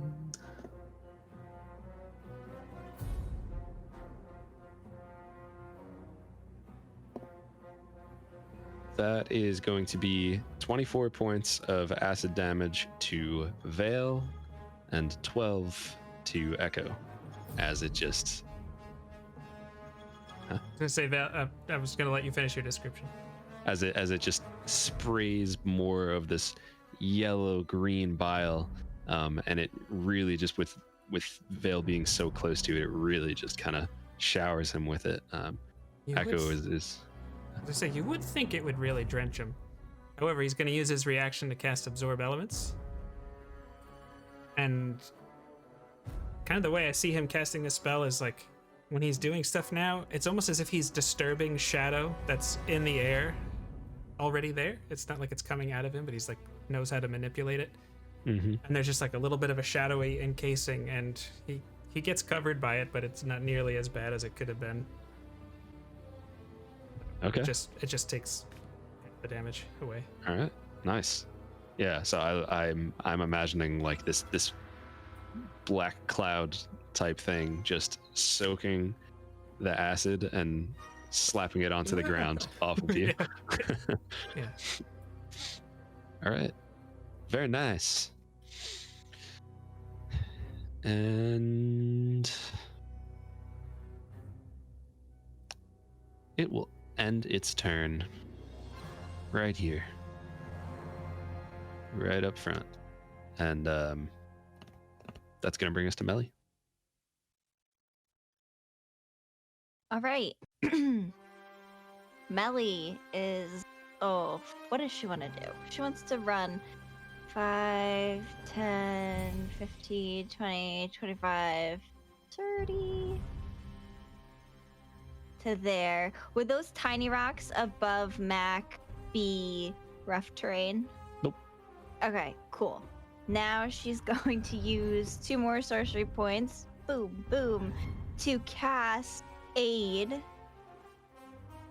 Where are my thingies? Aid at 3rd level. So the 3 of you are gonna get 10 points, and if I heal you and it's more like it goes up your full HP past 10 if I am able to heal you guys again. And then since she used her bonus action to do that, she's gonna use her action to dash another 30 feet and go, bye guys, 5, 10, 15, How 20. close were you to the... Okay. I ran behind Mac. That's why I was asking about those rocks up there. Okay. And where are you moving over to? We're gonna go. I don't want to be far away, but I don't want to be clustered either. 5, 10, 15, 20, 25, 30. It's awesome, Melly. Jeez. So the rocks like above where Echo and Vale are, certain spots there are rough terrain. Essentially, like the big ones are The difficult big terrain. Like, It's a very I helpful know. description. Like this one, anything that's like almost 5 feet, those ones are gonna be difficult Okay. terrain. You know what I mean? Like they almost take up the whole thing. The little ones are fine, you know. You could just step on those, step over those, but the big ones are gonna cause some problems. Okay. I'm assuming this thing has big range, but I gotta get out of here. So gonna go this way. 5, 10, 15, 20, 25, 30. Unless that little section would be hard terrain, rough terrain, but that rock That's okay. is not very large. Okay.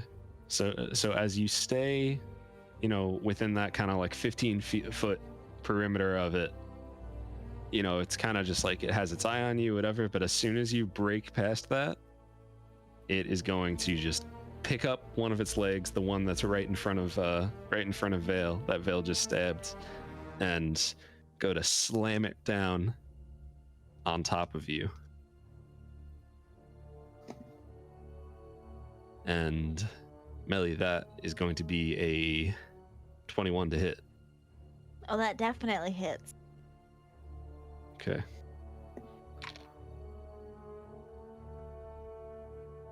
All right. That is 11 points of, you know, it's supposed to be piercing damage, but I feel like it should be bludgeoning damage as this thing just kind of slams down. It's not like a direct hit on you. If it directly hit you, it would probably just crush you straight, you know, into the rock. But it slams next to you, and just some of that force hits you, and it don't feel good. So, like I said, for 11 bludgeoning damage. Okay, and then I rolled my con check, and because I did that before, also I am proficient in it, so all the numbers together would be 14. Okay, you're all good. Okay.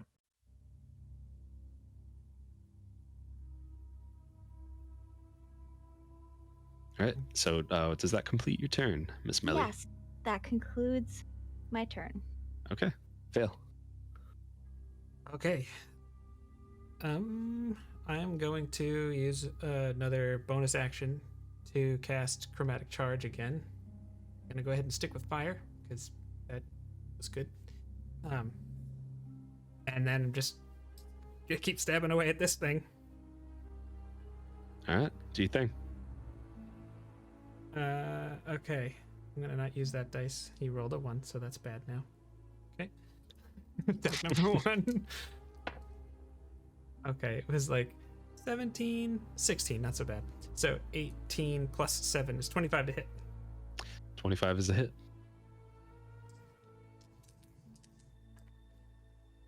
Okay, I'm gonna reroll the piercing damage.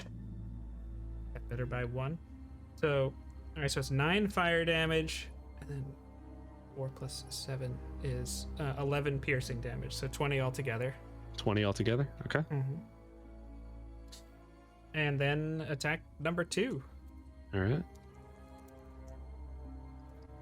And this thing, as you do that, you're able to find another spot where you just kind of crack that exoskeleton, and the flames just kind of burn underneath it, and it's almost, if you've ever put like a flashlight up to your skin and you just see like the glow that comes from it, you see that within underneath the exoskeleton. Hang on, Evan's yelling at me like I get acid damage here. Is that you true? absorbed acid from absorb elements, so you get a d6 on your first attack of acid. Okay, well, then that would be 4 more acid damage. Okay. I mean, it shot acid at us. I don't know if that's gonna matter. But, well, we'll see. It looks like almost like that acid helped burn away some of the exoskeleton, give you a place to hit.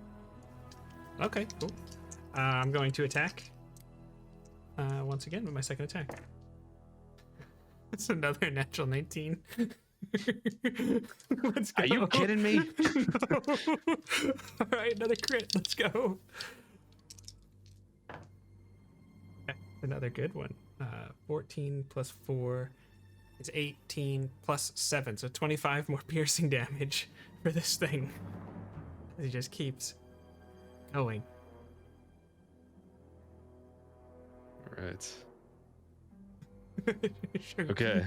It is like, it is not feeling good at all. It's having a bad freaking day. Let's go. The bonus, and that was my action. I think I'm just gonna circle a little bit to here, but not just reposition slightly. That's all. Okay. Yeah. And that's gonna be it for him. All right. Okay. And now it's the little guys. The little guys get to do their thing. So, and this one is going to pop down right in front of Mac. He's going to try to stab you. And that one, it looks probably slightly shorter than slightly shorter than you. Whereas the one that Echo was fighting before looked right around the same size, if not a little bigger. This one looks slightly shorter than you. And that is a...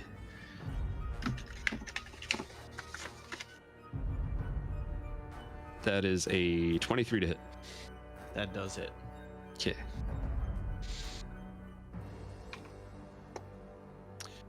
That is going to be 7 piercing damage. All right. Okay. And these guys will... Oh, this is another guy. Okay. 10, 15, 20, 25. It's going to kind of loop around this way. And this other guy will...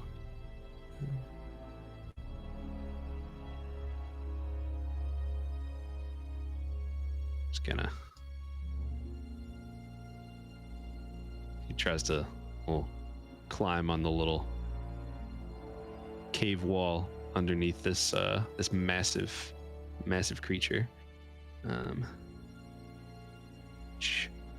shouldn't. You can still see it. That's fine.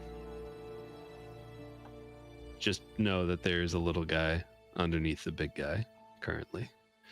And he is going to make a spike attack. Or 2, rather. Against Bale. And first one is a 21 to hit. This is a big decision. This is one of the little ones, right? It's one of the ones that is right around the same size as Echo. Yeah. It's a hit. Okay.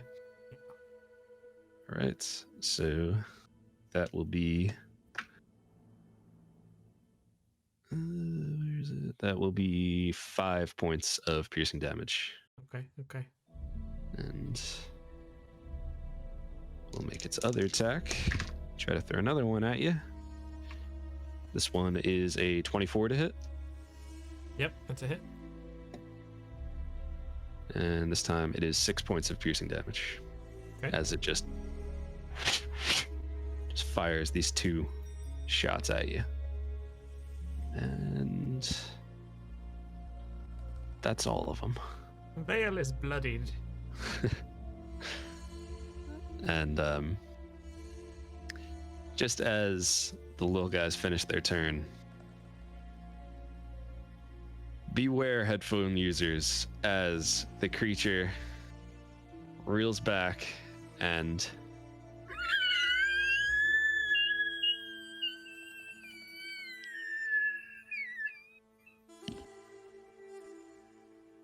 it screams out, and more of these little tiny baby creatures come through, flooding through all of these holes and begin to surround it.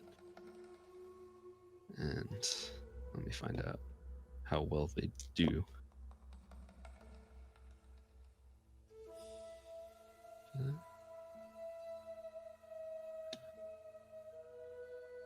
Okay.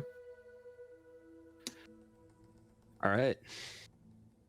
Now, it's like it honestly, it has this wall of little children around it right now. It does not look as impenetrable as it was last time. With that knowledge, Echo, it is now your turn. Okay, Echo. There's not much else that he will be able to do. I've got like 2. You know what? I'm gonna just roll for. Feel free to get wild. Feel free to get cinematic with it. You're fighting a creature that is like 40 feet tall. This thing is massive. So, go nuts. I'm trying to think. I'm trying to see what he does. Okay. I rolled low, which means I'm gonna do the stupid thing. So Echo is. Echo's looking a little sweaty, and some of his hair is starting to come out of his thing, out of his bun. But he's just gonna and rush at this wall of bugs and just start laying into it. All right. Just gonna keep attacking. Go nuts.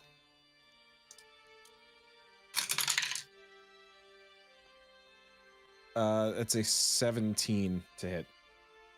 That is a hit. Okay. I will take. That's 9 magical bludgeoning. And I will follow up with my second attack. Okay. Go for it. Yeah. That is a 19. That's a hit. Okay.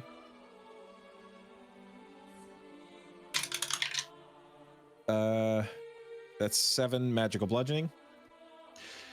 As you kind of run through, you just start smashing these things that it had tried to, it's children that are trying to sacrifice themselves for this creature. You're smashing into them, and with each punch, there's just, it's like freaking, You talking Sauron from the beginning of Lord of the Rings? that's exactly what I was thinking of. Yeah, just every time you make a hit, there's just, whoa, like they go flying. Or like Thor Ragnarok, the homegirl in Thor Ragnarok, just going through and just wrecking them.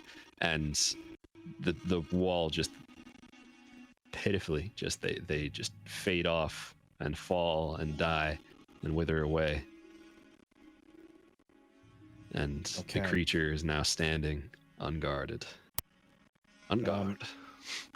Then I will follow up. I spend a key point to do a flurry of blows. Okay. Yeah, flurry of and blows. I'm gonna punch him. Come on, give me something here. Okay. It's a natural 20. Yeah. Come on, let's go. Which actually brings it to a 31 because it was a +3 for the bless. Yeah, bless. Just hits. Just hits. Just hits. All right, so let's see. And oh, this is actually all right. So we get to add something fun for this.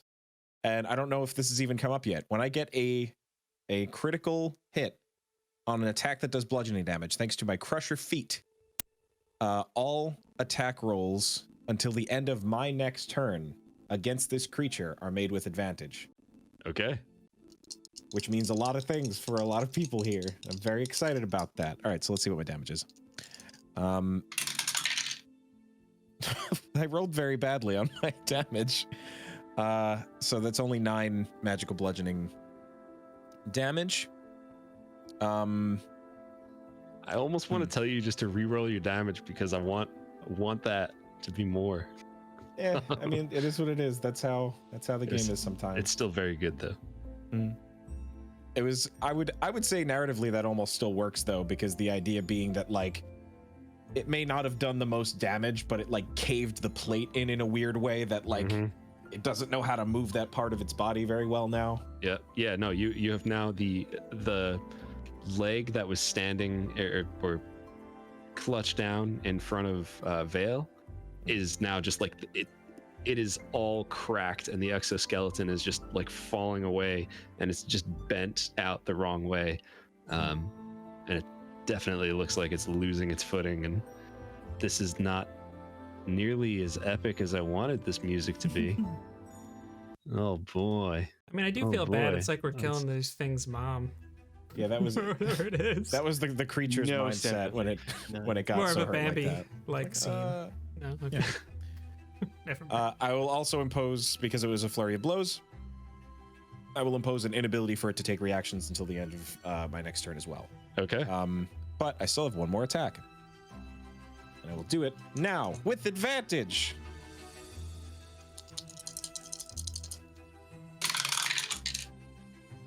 I rolled very badly here as well.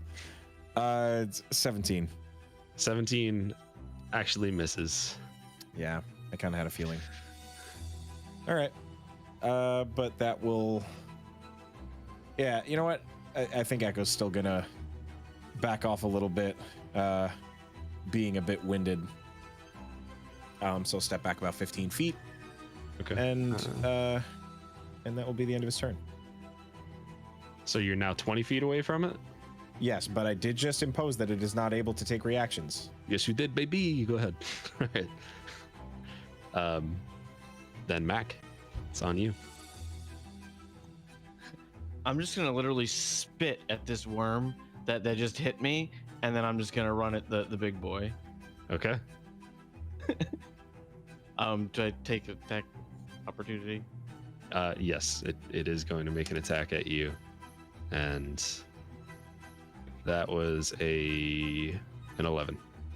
That misses. And I'm gonna attack big boy here. Okay. Come on, dice. All right, that is a 22 to hit. It's 22 to hit? Yes. Yeah, that's a hit.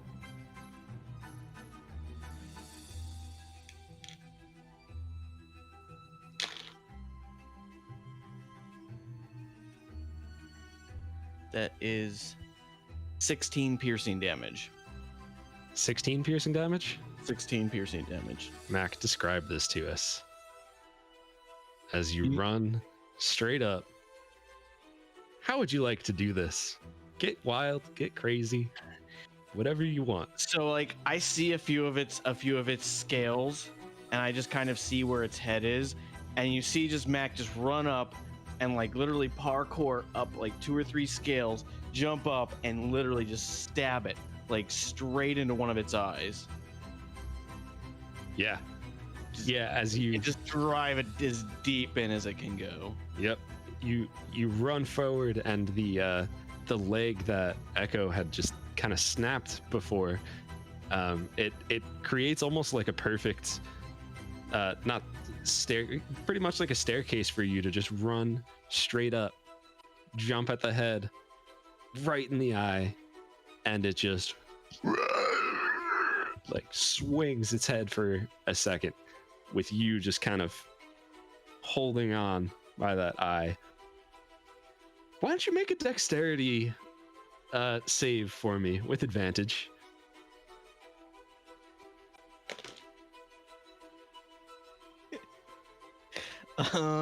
That is a 13. Wait, 13? does that have bless? Oh wait, would that get bless?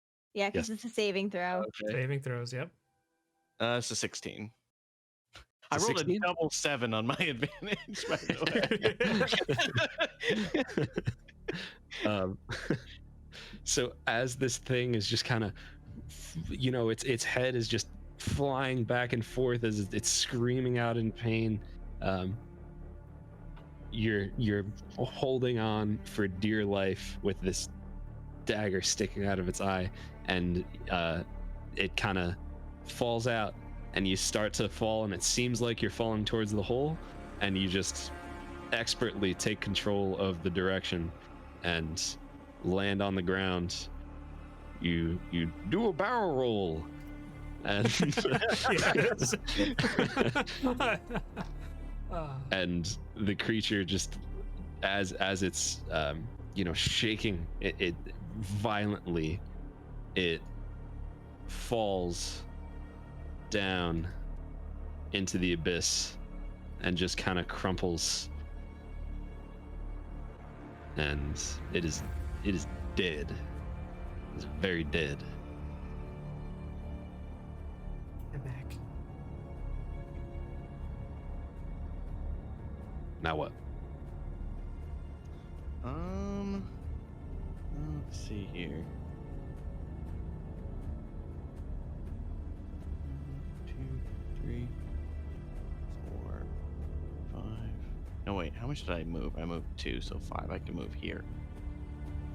And I will end my turn there. Okay. Just kind of like, just making sure that they don't get past me to the people behind is what my Sure. goal is. Okay. Melly, it's your turn. All right. Melly is going to run up, walk up. Echo's right there. She's gonna go ahead and do a Cure Wounds at 2nd level, because Echo looks like he is hurt. 2d4.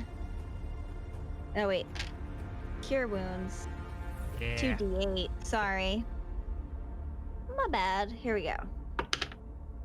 That fell out of the thing, but that's okay. Okay, that is gonna be 10 points of healing. And then refresh my memory. Can I do? Oh no, wait, that's an action. There's nothing else that I want to do, I don't think. Was that with her charisma modifier added into? Yeah. Okay. Yeah, I rolled a 1 and a 4. Thank you. You're welcome. And yeah, I think that's everything that Melly's gonna do. She'll back up again to there and complete her turn. All right. Awesome. Vale, back to you.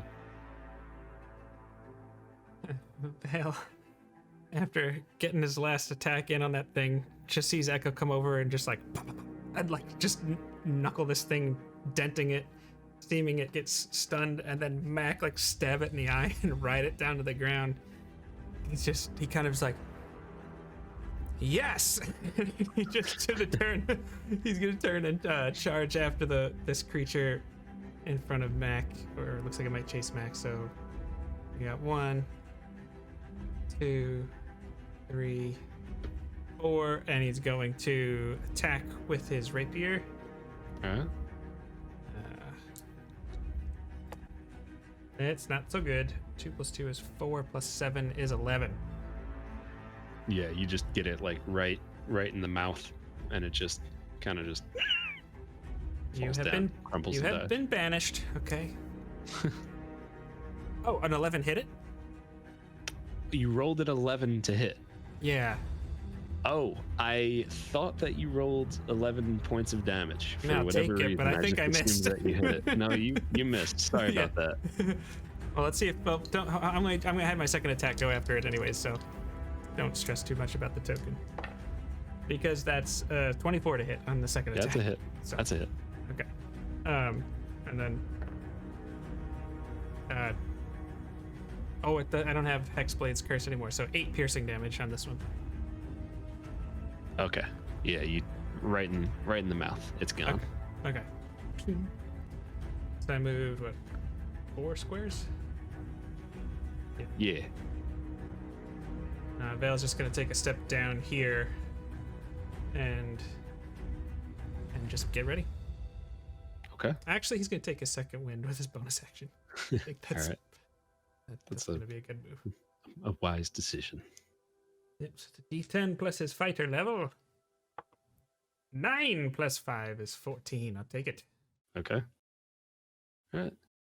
So, as you do that, these little boys go 10, 15, 20, 5, 30, pop up right there. And this little boy 20, 25, 30. And pop right over here. And they're not happy about what just happened. They're gonna try to kill you. Get it. I'm just happy I have my shield out. That's all. First attack is 13. No good. That's a miss.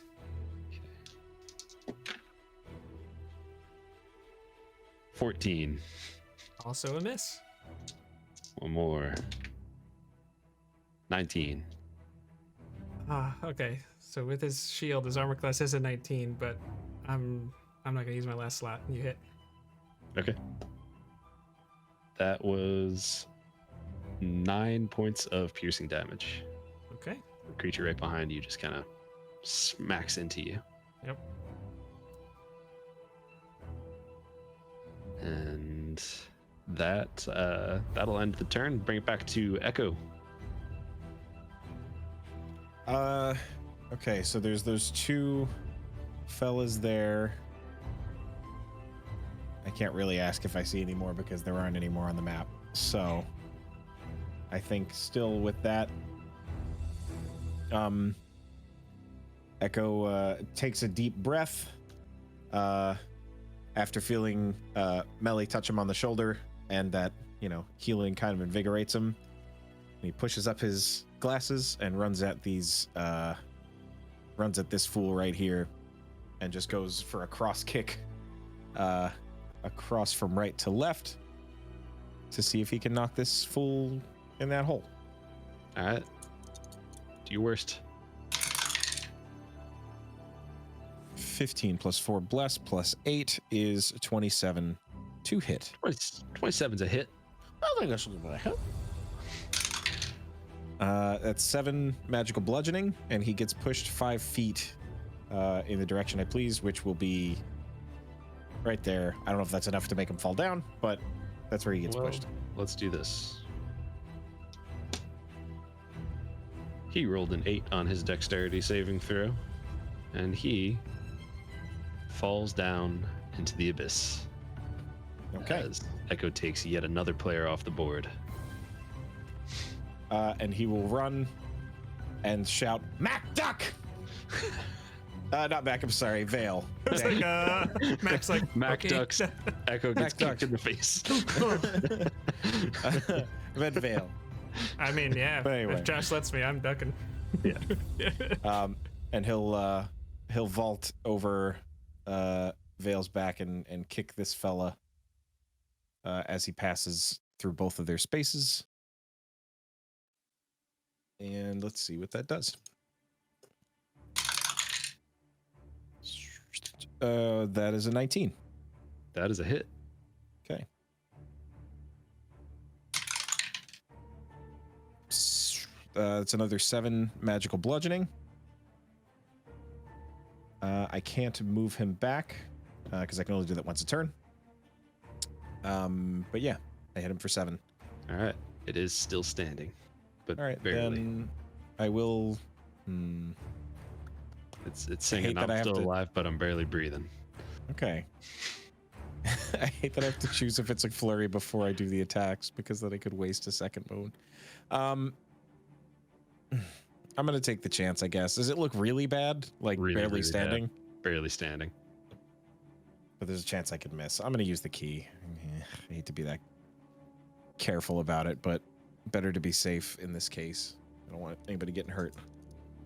All right. First flurry attack. We'll probably miss, actually. That's 17. That actually, this guy, no problem. You got him. Okay. He's a little smaller than the ones that were standing near Boy, you. I can't stop rolling 2s. So that's a 7. That's 7 magical bludgeoning damage. Doesn't matter, still counts. Yeah. How would you like to do this? Let's go. So after vaulting over Vale's back, he kicks the thing with, carrying that momentum through, and then as he lands on the ground, he turns around and just tiger palms it at the spot where, I guess, in the neck, like if there is such a thing that could be determined, where its neck might live. There is such a thing, and as you do that, it just kind of just falls over, and it's now dead. Into the battlefield, as best you can tell, is clear.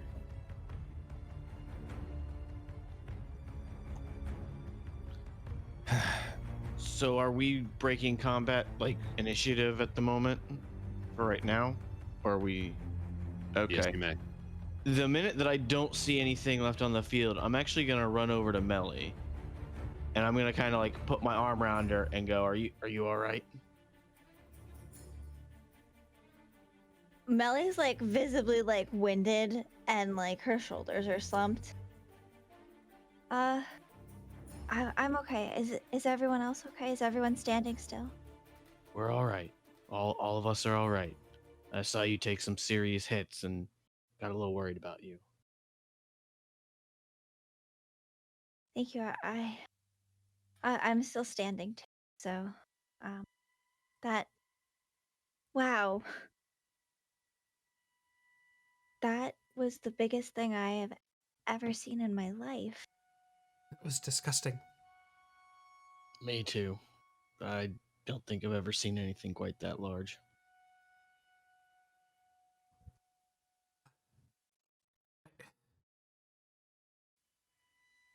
I feel like Mac, you were amazing. You were on top of it. Thank you. But I couldn't have done it without the help from you.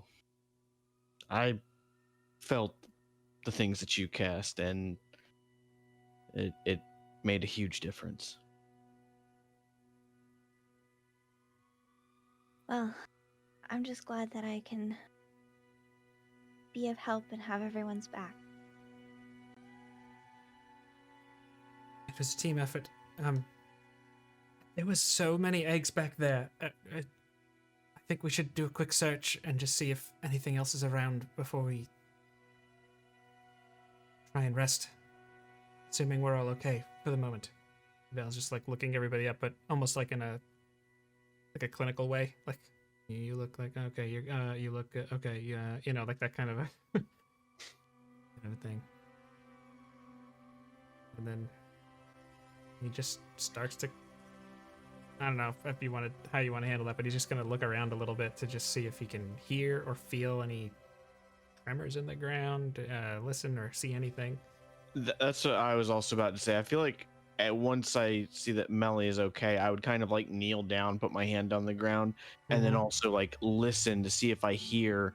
Obviously, those shrieks are pretty unique, Especially in a quiet cavern like this. everything. You kind of listen for a moment, really get down to the ground, and it seems okay. Does anybody have lantern oil? I don't know if it would matter, but we could potentially just put some oil on the ground and block off the entrance into this cave, or even burn those eggs. Mac looks kind of a little bit sheepish and goes, I'm all out.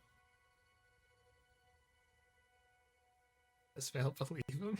Does Mac need to roll a deception check?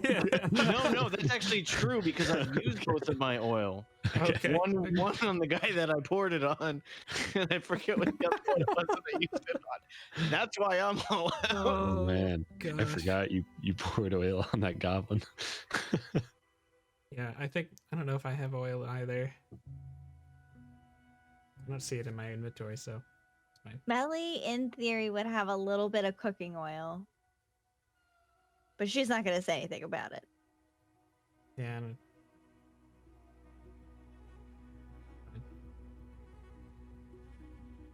Well, I'm happy we're all safe for now. I think we need to find a place to catch our breath if we can. So Val's gonna start to try and find something that might feel like it's a rest spot. Goal of a short rest. But I don't know how. They want to handle it. As you try to find a short rest spot, because the music's getting really exciting. That's not. If you want to pop back into the other music, we could do that again.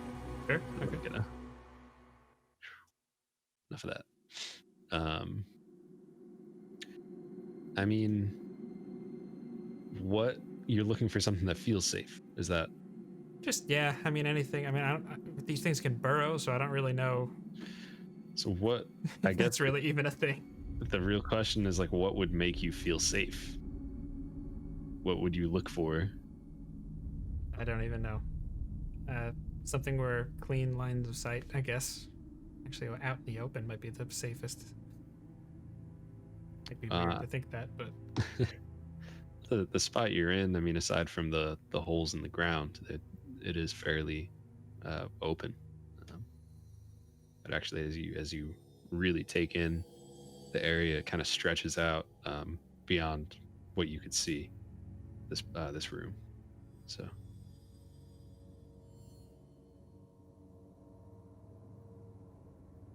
So do we explore a little bit, or do we stop here?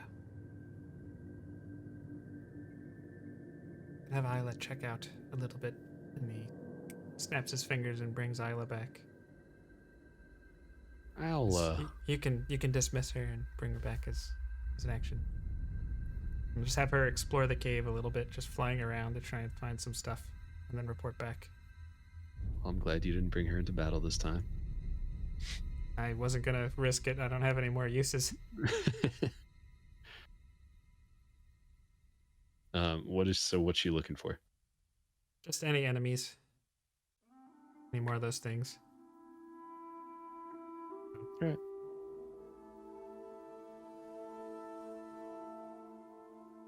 You could have her roll a survival check, I guess, or a perception check.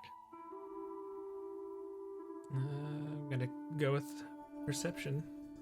I have advantage as an owl. And that's a dirty 20. All right. Yeah, so you send her off, and some time passes as she's really going through and trying to make sure that it is safe. She doesn't find anything. I think we might be okay.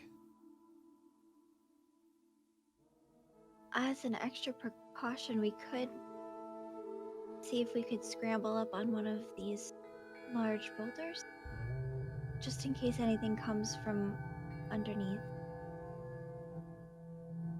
It's fine with me. Anything's better than nothing. I could definitely afford to catch my breath. And he's fixing his hair back up in his little bun. Vale's just wiping the rapier clean on his arm. Actually, I meant to ask this before. How's Mac looking? Yeah. I'm looking pretty good.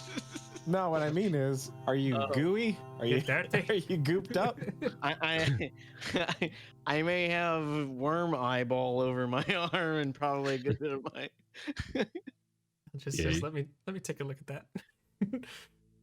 He cast prestidigitation to clean anybody up, which I think is the first time he's doing that in front of Echo and Melly. How does that look? I was gonna say again, it does seem like he's disturbing existing shadow in the air slightly as he's doing that. He's like, "Oh, let me take care of this for you. I learned how to do this." Oh. And he looks. I'll say Echo looks a little confused, as opposed to what you might have expected to be bewilderment. Elle ignores that. Thank you. I kind of nod. Vale, you never cease to amaze. You're always studying and learning something new. Thank you for cleaning me up. Oh, you're welcome. I need to actually take a nap, I think. Yeah. I think we're going for a short rest, it sounds like to me, unless... And that's cool to take? Yeah, that's fine. You think Okay. I think you've earned it. So I just, for funsies, rolled a constitution check, and Melly's gonna faint. Can Val try to catch her? If not, I would try to catch her also. Yeah. Everybody roll dex. 2. Dex save, well, yeah, +4, 6. It's a 13. Okay. Vale, you're almost like too shocked at just the sight of her just dropping that you don't react quick enough, but Mac is right on top of it. I kind of just like bring her over to the rock and like kind of like gently set her down. And then I splash a little water in her face. Melly, are you okay? I'm a little woozy and what now?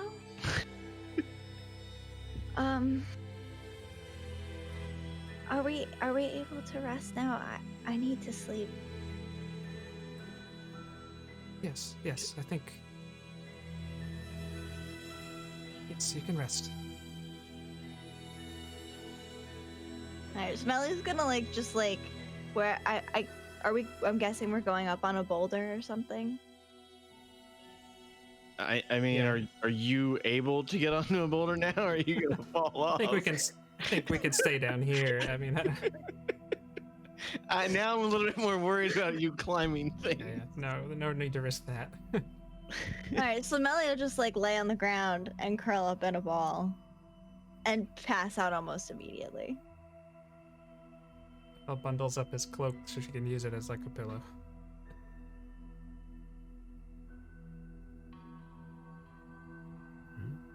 Do you guys talk about anything when you see her just kind of... Back was to her. She took some big shots. Is that what happened? She did.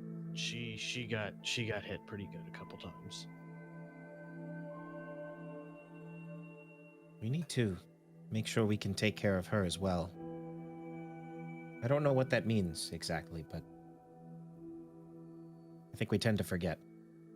He's always so busy taking care of us. Why do you think I went after the big boy that hit her after, even though I got hit by that little guy? Is that what happened? Okay. Well, it hit her, so Yeah. Yeah.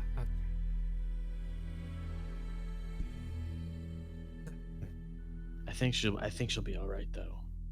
Just needs a moment. Yeah. I think it might be the shock that's kind of catching up.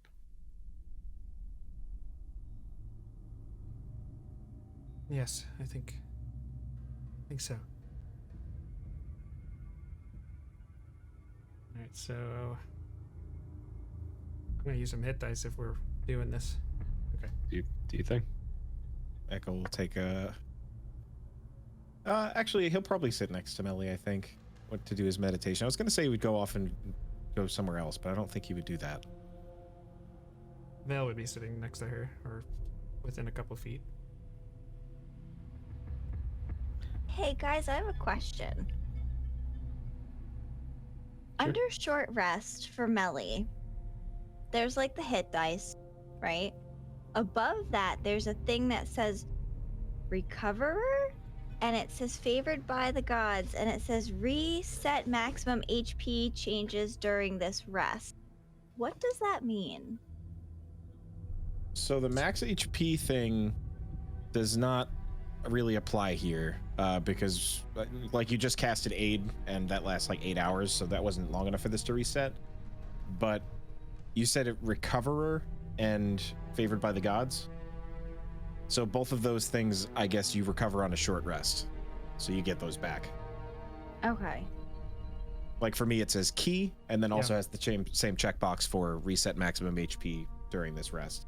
So it's basically was it long enough to reset those changes that were made. Okay, cool. Actually used 4 of my hit dice.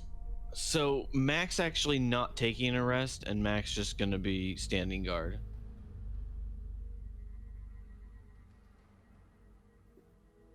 Makes sense. Mm-hmm. I mean, I think. No, that's fine. Okay. I have recovered using 2 hit dice to 47 out of my current raised max of 49. Yeah. Very, very nice.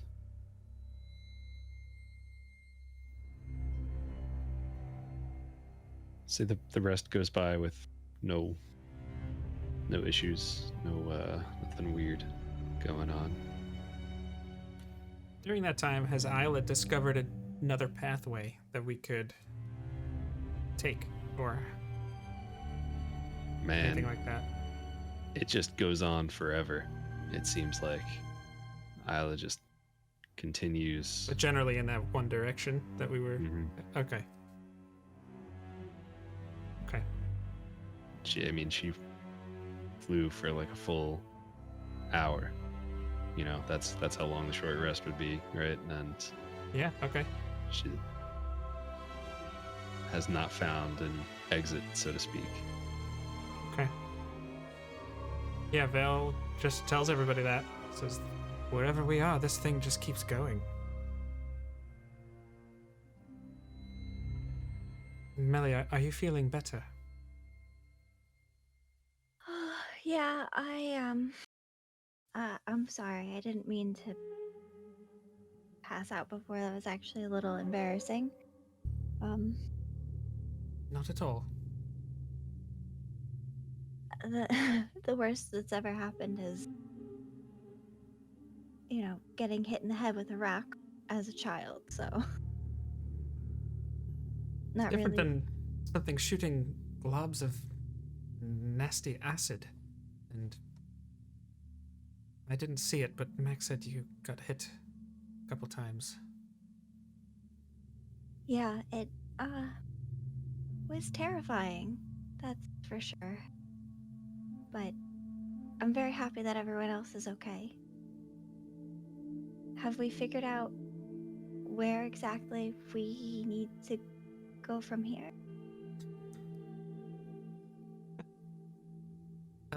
He just kind of points in the direction that Isla had flown. That way, I think. Isla hasn't found anything during our break.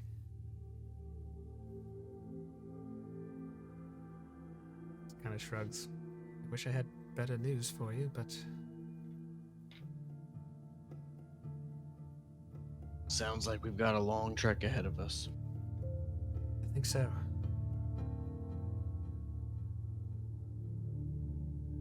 Well, how's everyone else feeling after our rest now? Okay. Ready for almost anything. Though I could do without another one of those. So fingers crossed. Yes. And toes. Could be awkward to walk with. If you find a way to do that, let me know.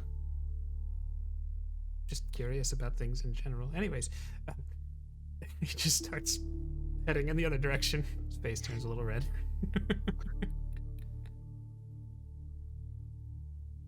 I sure hope at some point that this path starts to go up, because we've gone so very far down. Agreed. Yes, we have. Well, only one way to find out, huh? Yep. And I kind of just like move my hands, like indicating for everyone to kind of go forward and follow Vale. Yeah. Melly's gonna take out one of the torches and she'll go ahead and cast light on it. Blink! And Love that that's how you use a torch. You cast light on it instead of lighting it. It's so good. Never It'll runs never- out. exactly. So fun.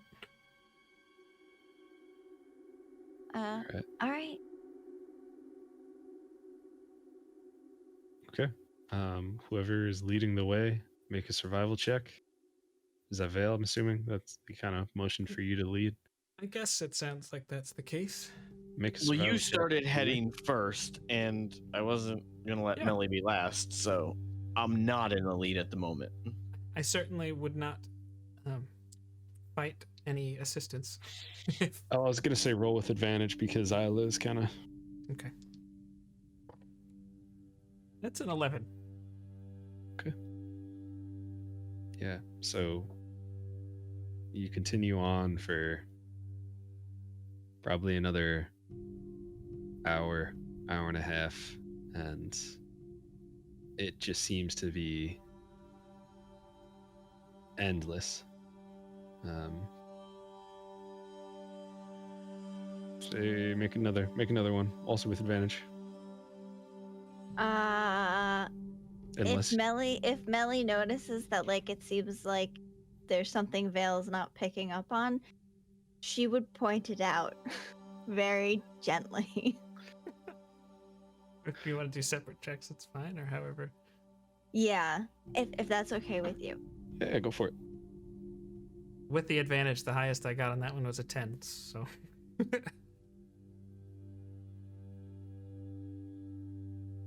I think you're. I think you muted.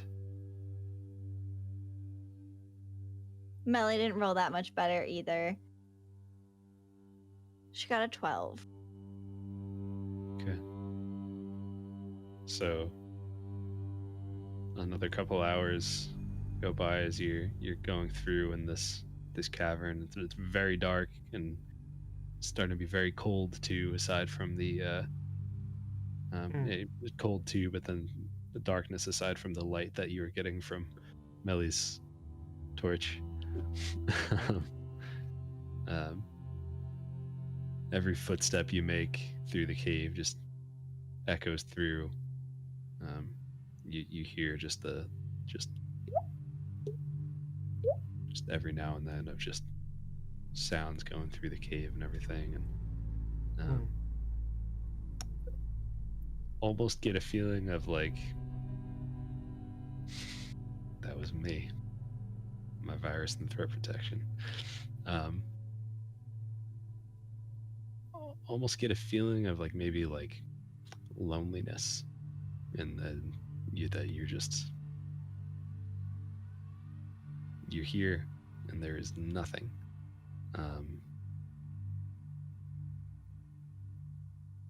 But after some time going through Melly, you notice at first you see a path that it kind of curves off away from the from this just main massive just nothing that you've been going through, and it seems like it might lead up.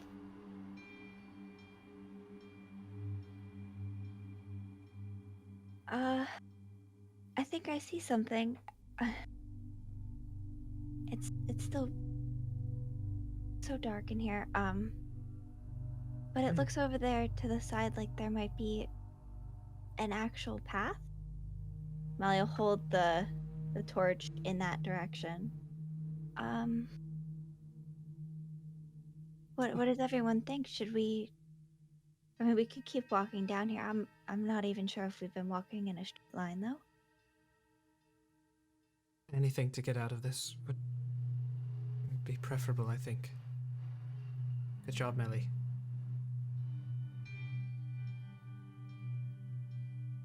Like you said, anytime we could start heading up, that would be good.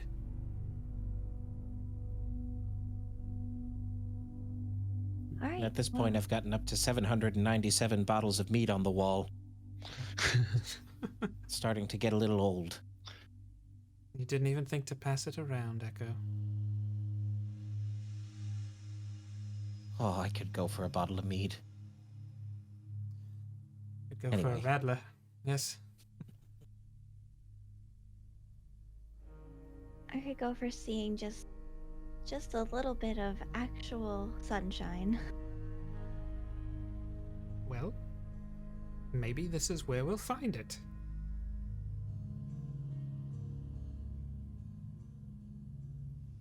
All right, let's go.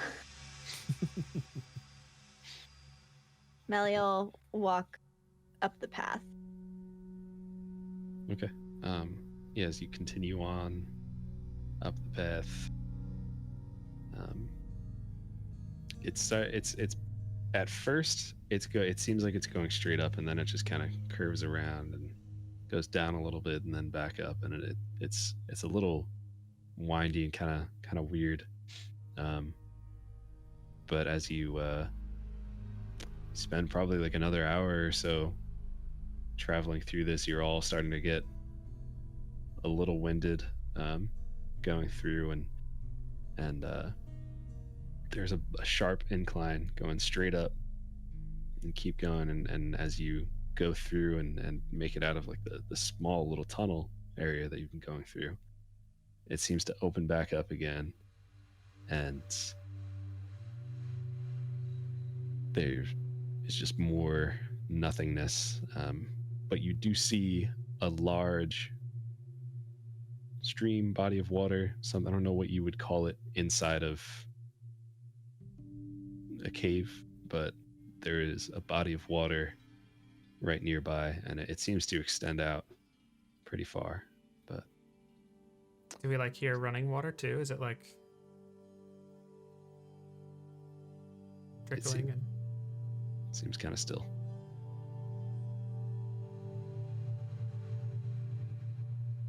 Certainly would love some fresh water, but it might be stagnant.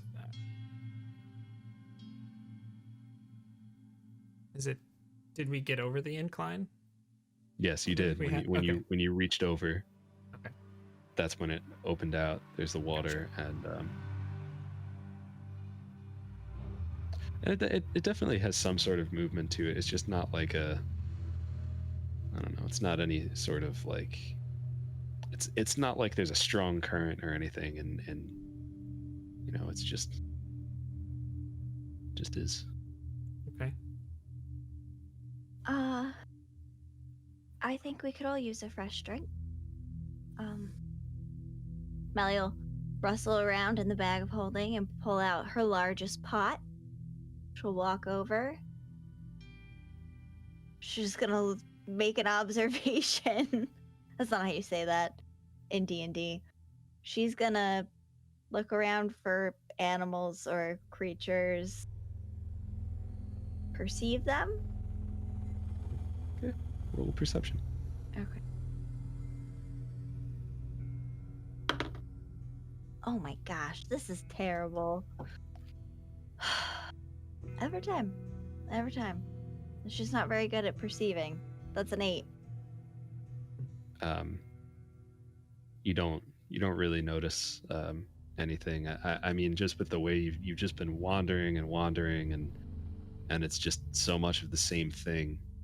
The only thing different that you've really seen is the water, and you kind of just that's just what holds your focus.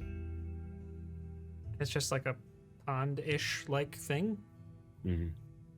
There's nothing. It doesn't seem like there's anything leading to it.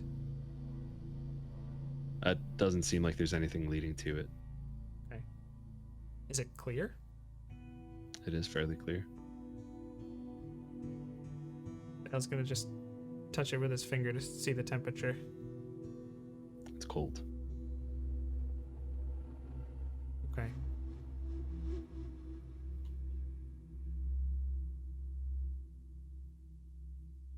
All right, so Mellie's gonna scoop up as much as she can into the big pot, and she's gonna go ahead and do purify food and drink on it.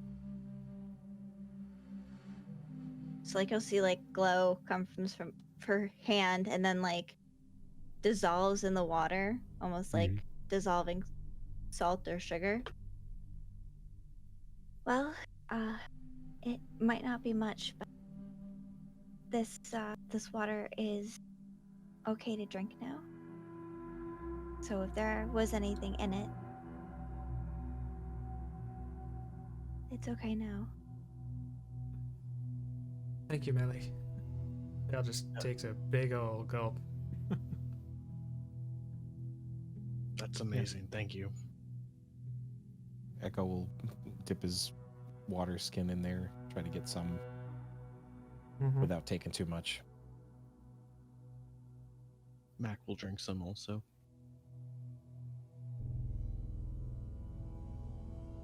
Anything that's left over, Melly will put into like I'm assuming she's got a water skin too. I think it's safe to assume. I think there's something like that in every pack. But yeah, Vale would also refill. I'm assuming that's what we would all do here. And it has been. It's been a serious amount of time since you guys woke up and started your day. So that would be long rest time in theory. I will say that you don't have the sun to really remind you, but you certainly feel tired. Could be as safe a place as any to rest for the night then. Or night. Wonder where this water comes from. Makes me think that there could be some path out. Somehow. Not every body of water comes from a stream, though. Some of them well up from under the ground. So it doesn't hurt to look for a sword, but I think that means one of us goes in. I didn't do it, I'm talking about it now instead.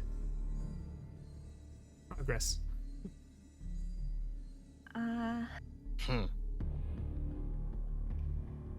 I don't know how great it would be to swim around in a dark lake pond where we can't exactly see the bottom and there's giant bugs everywhere and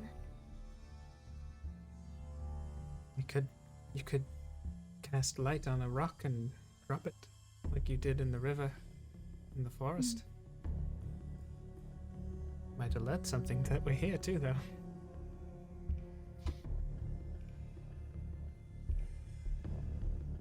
Yes.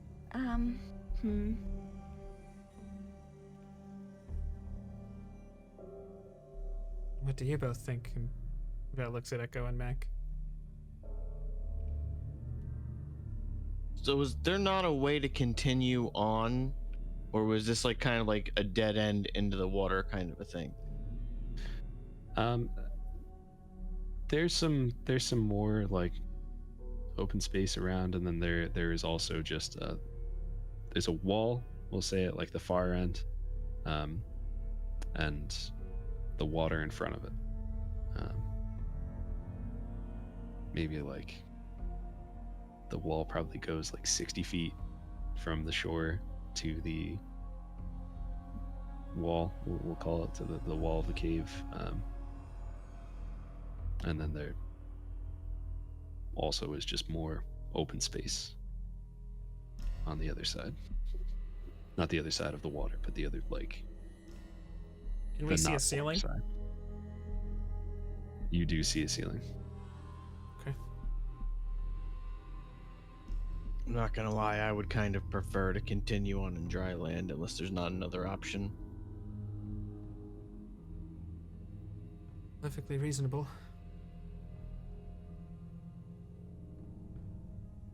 Are we having trouble seeing anything in this room? Like, is it most of the light coming from, whatever torches? All of the light is coming from whatever light sources you've brought. Well, I could make the room, this area, a lot brighter, but I also don't know if we want whatever might be in the room to see us.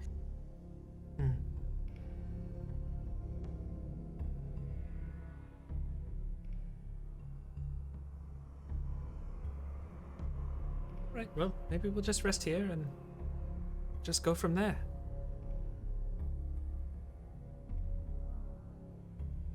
To take my fire ruby out, and he puts his shield kind of like almost like a little bit of a bowl and puts the fire ruby in the middle. I think we did this another time. So there's at least something that won't expire, at least. Yeah, it provides a little bit of a red glowing light. Not really as powerful as the No. Yeah. Just enough so people don't maybe trip on each other. Yeah, exactly. Well, I have an idea. This might be odd, but from the bag of holding, Melly's gonna pull out one of the... She had 3 smooth stones in her bag of holding. She's gonna pull out one of them. She's gonna wrap it in like cloth, like just like this, and then like fold the end down so only one part of the rock is sticking out, and then on the rock she's gonna cast daylight. So in theory it should shine out in a 60-foot radius, but if you completely cover it with an opaque object, it blocks the light. Okay. So like it'll shine out 60 feet in the one direction now because you've covered it. Yeah. Get a flashlight. Okay. Or Like a lantern. spotlight. Yeah, like a bullseye lantern. How powerful is daylight? Let's look this up real quick. It's It like is 60, A 60. 60-foot 60 radius bright, 60 sphere dim. of light spreads out from a point you choose within range. The sphere is bright light and sheds dim light for an additional 60 feet. If you choose a point on an object you're holding or one that isn't being worn or carried, the light shines from the object and moves with it, So completely covering it, blah, blah, blah. you have been so used to the dim light for all of this time, just from I was like, look at the fire ruby thing I just did, everybody. I got light for us all. Well, you shine out your light, your daylight, and it just flashes right off the wall, and all of you guys just get that, like, when you're in pitch black for a while, you get used to it, and someone turns on the light switch, and you're just, you temporarily kind of blind yourself, but then you are able to have your 60 feet of light. And I mean you see that there is a stone wall on the other side of the water, and the other side of the cavern just goes down real far.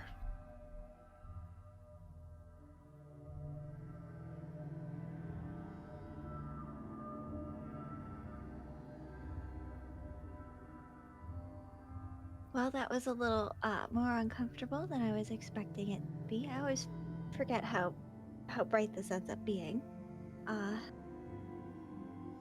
Well, it'll shine it into the water. Unless someone objects. Does she see anything in the water? Roll perception.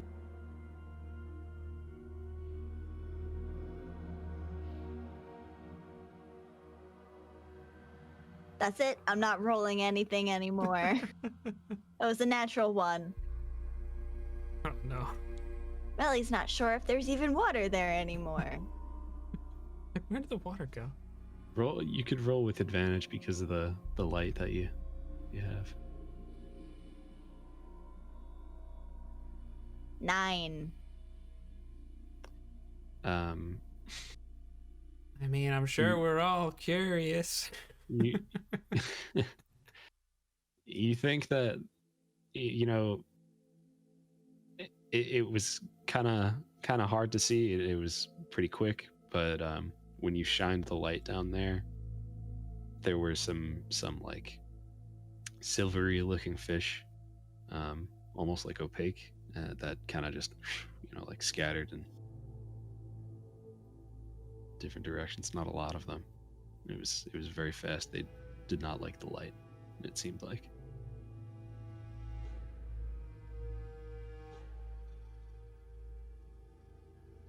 Well, it looked like there was something in the water, not necessarily menacing, but I don't know if it'd have a very high nutritional content. But like fish? Yes. Yes. I think. Well, that's sort of a good sign.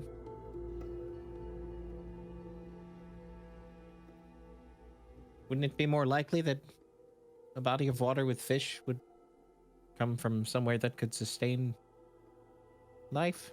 I would think so.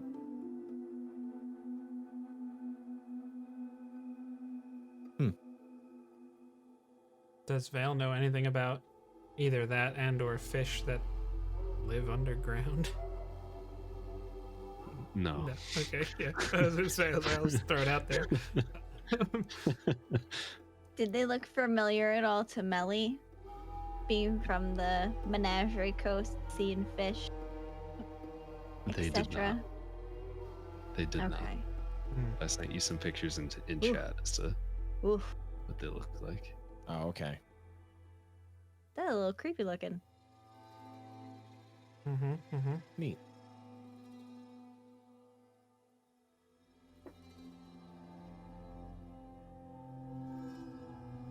Well, I could use the mage hand and lower that into the water if you want a better look. I think I'm too tired to continue looking. But if you want to use the mage hand, just make sure that, you know, while you're holding it, that you don't let the cloth slip, because if you do, then we're all gonna actually be blinded. Of course. Val just grabs it with the mage hand and looks at both Echo and Mac and goes down with it into the water. You go into the water? No, I use the mage hand to lower the flashlight into the water. Okay. Just to see how far down I could, if we could see a bottom to it, and anything else.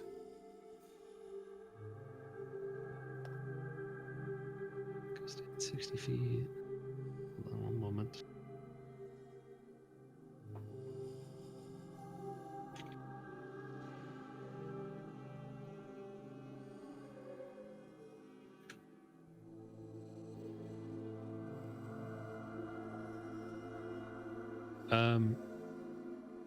It seems like it goes down maybe like, I mean, it's really hard to say. It, like you can see a bottom. The bottom is pretty dim. Okay. But I think it's pretty deep.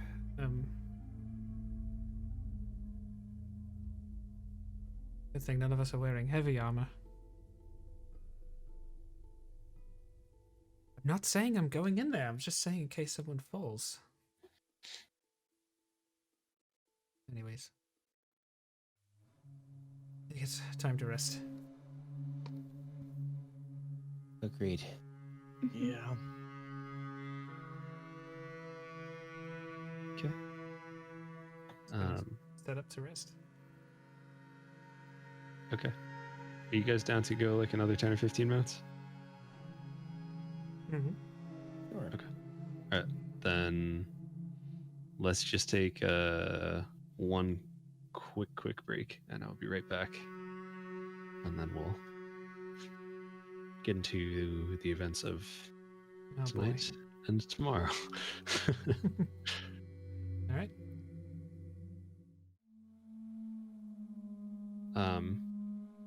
Anything you want to do before you go to sleep, or just kind of food, all that kind of stuff, and sleepy time?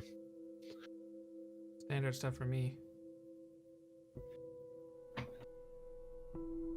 just don't want to skip anybody. I I think guess just going to sleep. I think Echo will spend a little time watching Vale. Not like, I don't think he's gonna actually do anything with that, but just maybe if he's doing any kind of like practicing magic or anything while he's getting ready to lay down, if he's studying or anything like that, he's just kind of watching. I'd say his normal rest routine is he's the last one to sleep because of his trance. Mhm. And he is usually studying the Archmage's book for an hour or two. And it doesn't, I mean, his intention is to do nothing different. Okay. Yeah. Does So Vale he notice probably that? doesn't see anything, and that's almost better narratively. Yeah. But yeah, that definitely caught Echo's attention. But I think that's about all he's gonna do. And then eventually just maybe fall asleep, even while maybe trying to like fight, keeping his eyes open to see if he can catch him doing anything suspicious. Actually, I have a question as well. Did I don't remember if we've seen you. No, we've seen you do a few mage hands. Does the mage hand look different? I didn't really think it would be. Okay, just curious. I'll think about that, I guess. But or I never mentioned it, so I guess not. I don't know. However you guys want to do that. No, that's completely reasonable. We'll say next I was time he just does it, Echo will pay more attention to it, and we'll be specifically looking to see if there's any differences. Sure. All right, yeah. So Echo ends up falling asleep. Okay. As everybody knocks out and Vale enters his trance. What kind of position do you take when you do that, Vale? Are you like are you sitting upright? Are you like do you actually lay down, or like what do you? I think if there would be like something he could lean up against, that's kind of how he would do it. Mm-hmm. If not, maybe he would be I think there's definitely something for you to lean just up something against. he would sit on. And of course Isla is, keeping watch for us. Mm-hmm. Okay. Yeah, so you lean up against the wall of this cave, and as you are doing that, and you really like enter your space where you like reflect on everything that's happened and that kind of thing, you actually fall back. It feels like you fall back, like the wall that you were leaning up against and resting on isn't there. And as you fall backward, you hear like it almost like echoes on just the the little bump that it makes. You stand up, open your eyes, and look around, and it is just black nothing. Hello? Phil.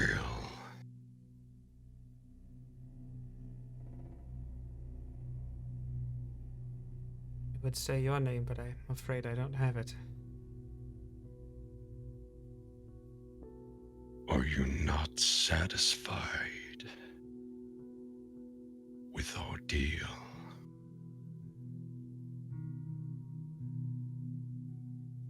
You've had your moments, but not fully, no. Did you not want the ability to save your friends? Of course I do.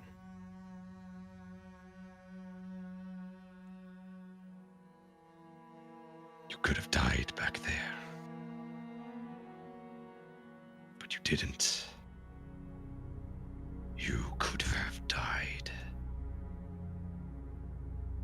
by the hand of the Dwendalian guards, but you didn't.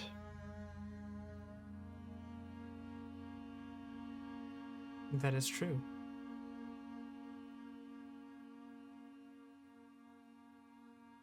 Are you satisfied with this deal?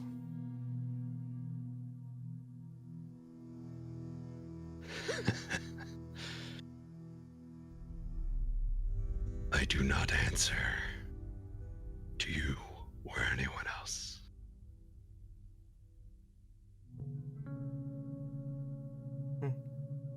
It takes much to satisfy me.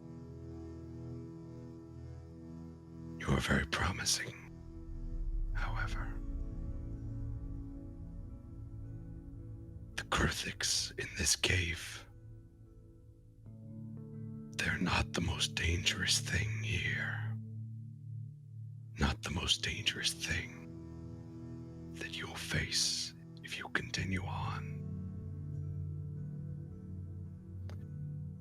If you don't leave this cave soon, your friends will die, and then you will too. I don't want that.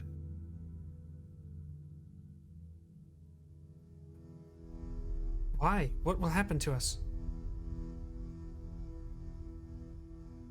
The Underdark is a very unforgiving and wasteland. Can you lead us out of here? I can.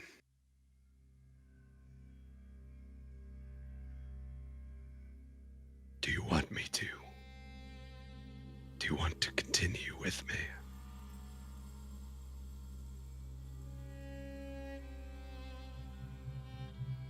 Do you want to save your friends? If you can get us out of here, then yes, I would like to continue. I'll always deliver on my promises. So you're going to get us out of here, safe and sound? Of course. It's going to take a leap of faith. A dive, so to speak.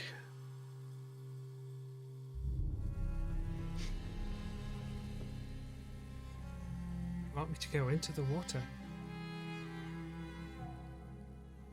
You're going to go in the water, and you need them to follow you. Go in. Swim under the wall. And I'll bring you to the surface.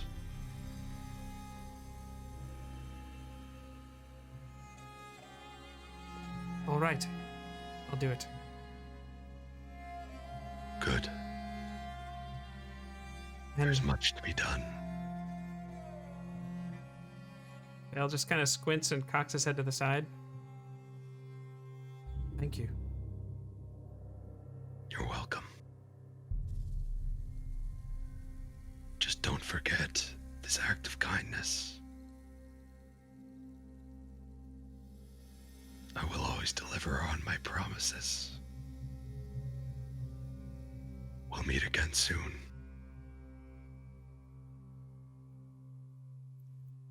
All right.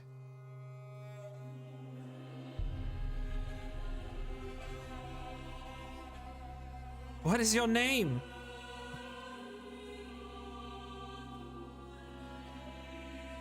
Be seeing you.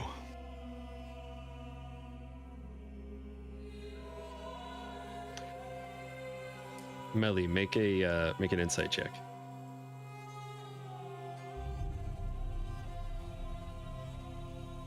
I don't know which dice to use. Oh no. All right, buddy. Come on, buddy. Dang it. What is this again? Insight? Insight is wisdom. All right. Insight. 14. 14? Alright.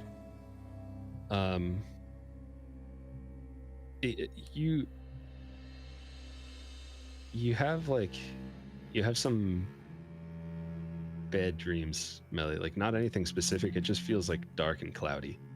Like, you feel cold and stormy, and you don't know exactly why. It could be because of what had happened the day before, you know, and how you almost lost your life and all that kind of stuff.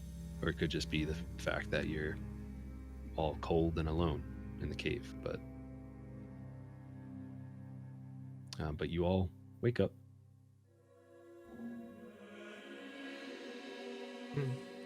Am I unable to wake up first from my trance, or?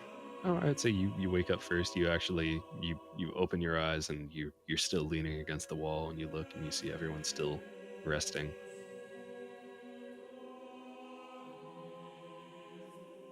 Vale would nudge Mac awake quietly.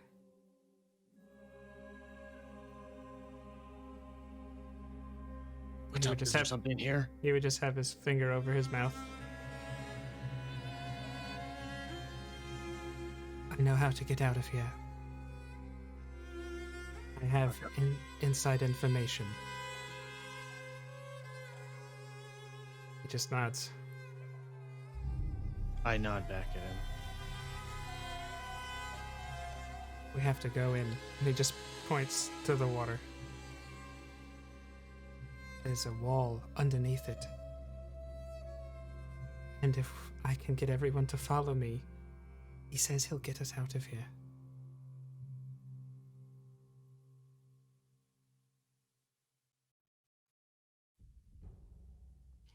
Well, maybe you should go get yourself wet and say you've been up for about an hour and explored some already. That's exactly what I was thinking.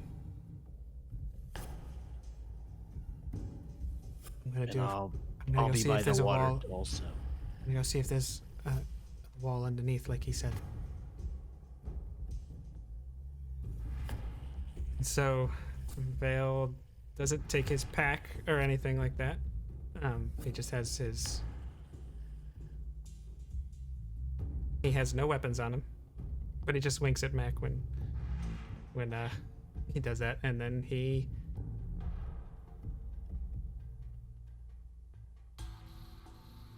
He doesn't. He goes in as quietly as he can, because he doesn't want to like cannonball into this thing or something like that. But and then he tries to swim down. Okay. Are you you're really trying to scope it out right now?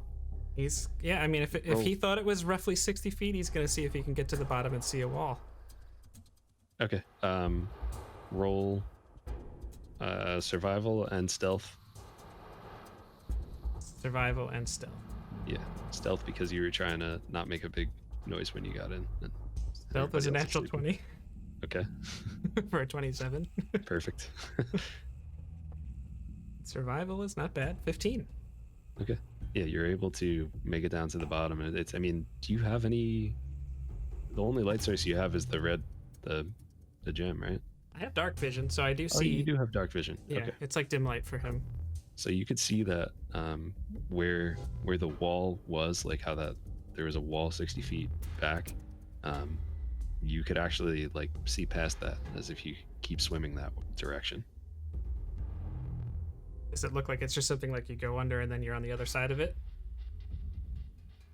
You can't really tell. You'd have to like really spend some time swimming to like you would be able to get on to the other side of it, but you don't know where it, you know, how much further it is or that kind of stuff.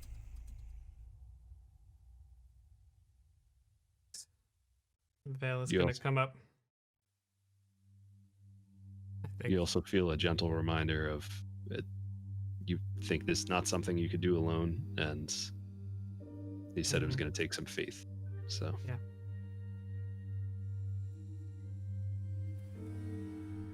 He comes up.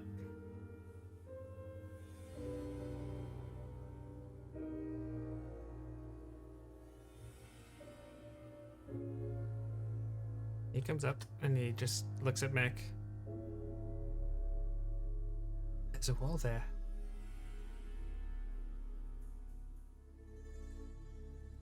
I cannot see much else, and he said I need to get everyone to follow me. Well, I'll back you up. I still don't think we should tell them exactly how or why. This is a hard sell and you know it.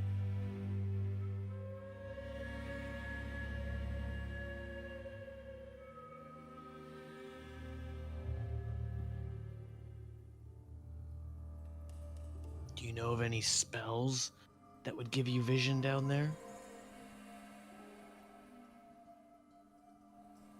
What do you mean? No one knows everything that you can do.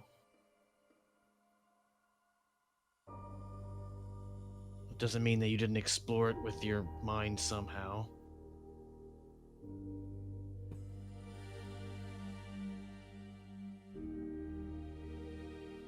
It's true.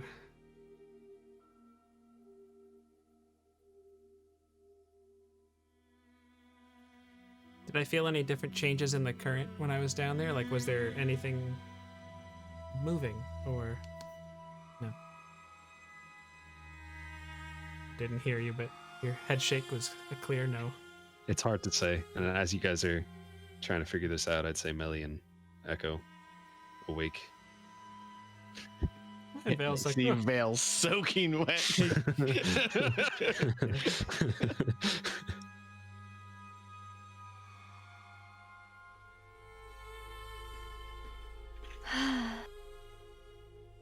Well, it's not exactly sleeping in a bed, but it feels good to get some actual rest. Yes, so exciting news. I had a dream that there was a wall at the bottom of this, whatever this is. And there was a way out through there. I couldn't help it. I went down there and there was a wall. Oh, And a place to continue. good job finding that, I suppose. We missed it before, but it's good that you were able to find it. I went down and looked for myself. I can see that, seeing how wet you are. How did you see down there? It's dark, but I'm an elf, so... Oh, right. Of course. You... I don't really know exactly. I just had a dream that there would be a way out down there underneath a wall, and... He woke me up and told me about it, and I said, well, why don't you take a look? And so I kind of stood over guard and while he went down. It just seems really specific. A dream. Mm-hmm. Sometimes elves have a dream like experience when they are in a trance. I would Sometimes. love to make an insight check on that. How we handling that? You could make an insight check. I would say Almost not fully lying though. That's the you're thing. not fully lying. So make deception with with advantage, and Okay. we'll see. 23. I'm probably not gonna be able to beat that. One was a 6 and one was a 19. So I'm making an insight check to combat that. Mm-hmm. Okay. Definitely seems sus. Tell me you got a natural 20. I did. That's a 26. You know that there's absolutely some truth to what he's telling you, but there's also something he's keeping from you for sure.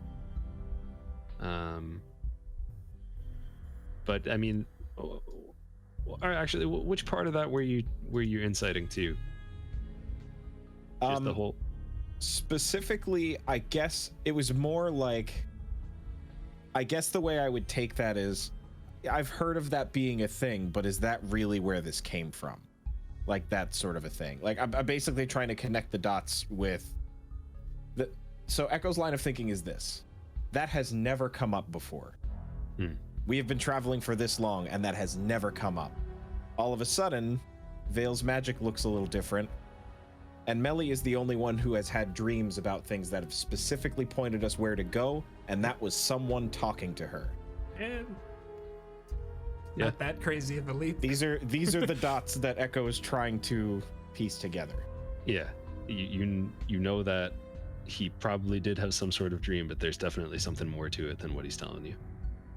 Okay. So I'll say but those you dots also are maybe know that- floating around, but not all necessarily.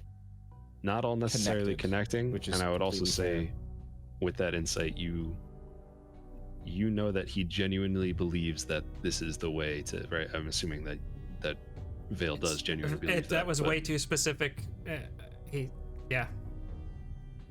It's not scientific, but he was right about the wall being down there, so why not? It's like logical faith, if it makes sense. Mhm. Trust but verify. Always. All right. Well, I suppose it's not the first time we followed a dream. I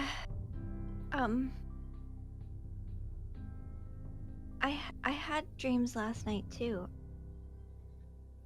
I don't know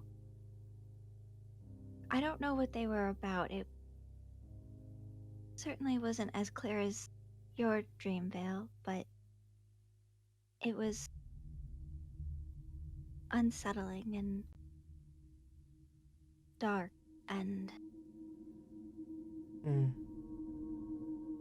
I don't know if it's just this area, or if you're studying and you're now connected more with magic, and so maybe our dreams are connected somehow. But We've certainly been through a lot, and a very dark event did happen in Malaismere.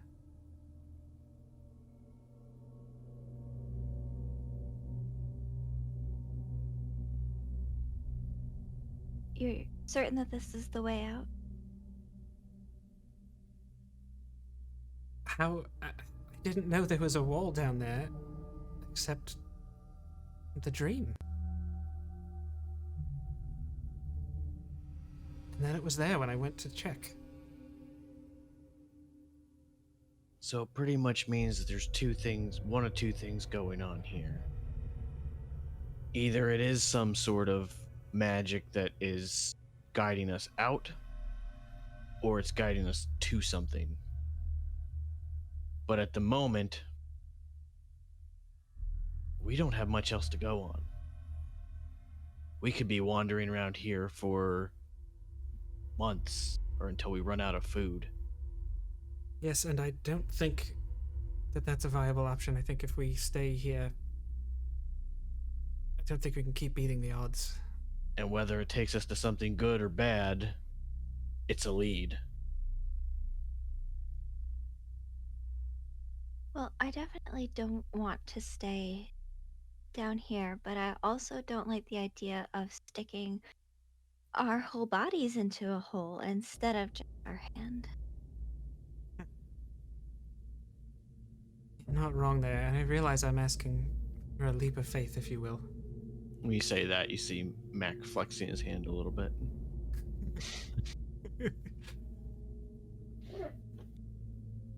I don't know. I certainly don't want to be separated. But what if this thing leads to like a geyser or something, and we get pulled through and shot out into the forest of Himalayas Mere? I don't know. I can't answer that. I just... Yeah, and that's why personally I feel like if we are gonna go this route, we either all go or none of us go. I don't think we can just send someone, because what if it's something to where they can't come back, either some sort of current like that makes it to where they can't come back and we can never get an update. I would rather stick together. And up.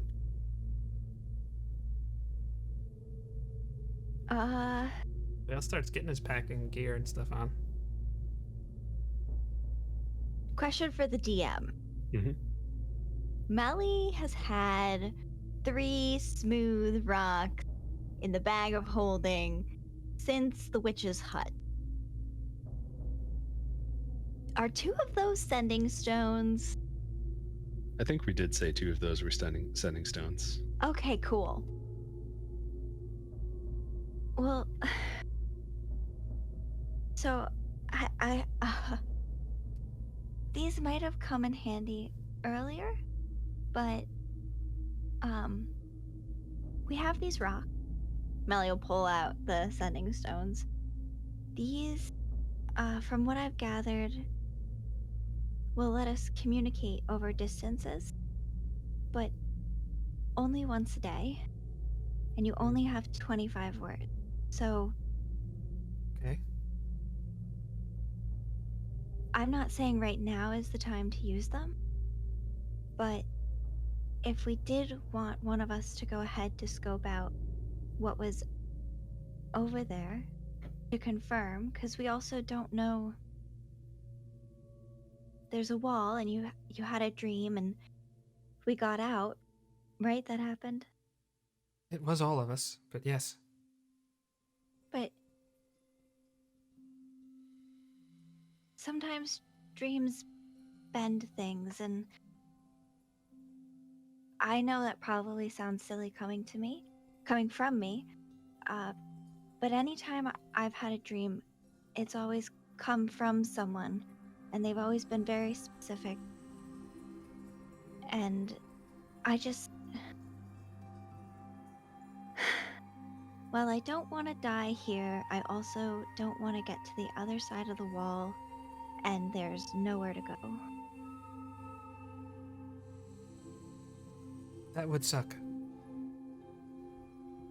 He just nods. So it might make sense for one of us to go with one of the sending stones, and then we can confirm.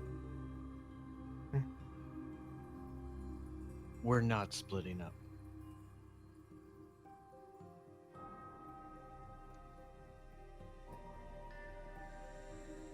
As to say, I'm with Mac on this one. That wasn't a question.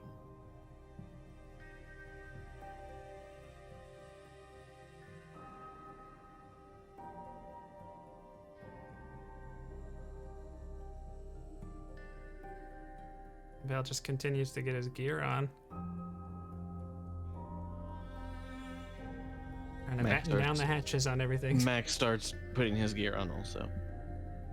The gear that he didn't already have on. Melly will quietly put the sending stones back into the bag of holding. Echo will approach Melly and grab her hand that's putting the stones away.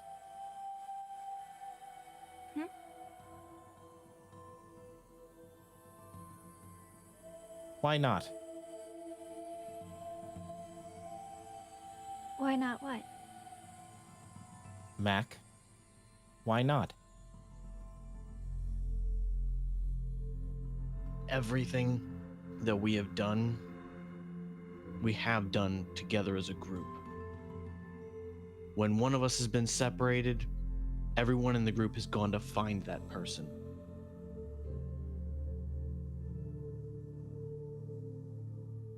And I'm not going to send somebody off to possibly die. I would rather it be all of us, or at least me. Couldn't let you do that when I had the dream. And the problem with that is, and I point over to Vale, he's the only one that can see in the dark. So if for some reason we do go down there and you're just gonna have to send him first? And then what happens if we don't hear anything from the sending stone? And do we just pick up and move on?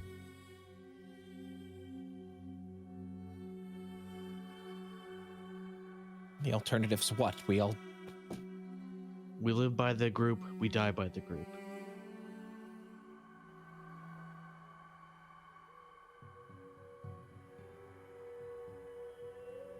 And I've already been in the situation where I made a mistake and I put myself by myself. And you know what happened? I almost died.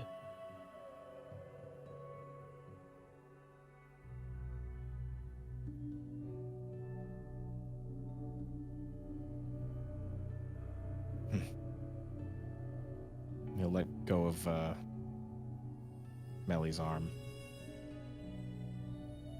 And frustrated, start putting his stuff together.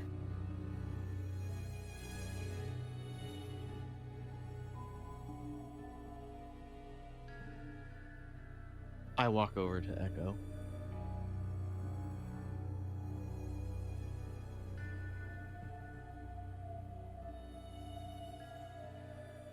I know things are crazy. Sometimes you do have to have a little bit of faith. Doesn't mean that everything's going to work out. I honestly don't know for sure. I can't give any promises on anything. But I do know that I don't want this group to separate at all.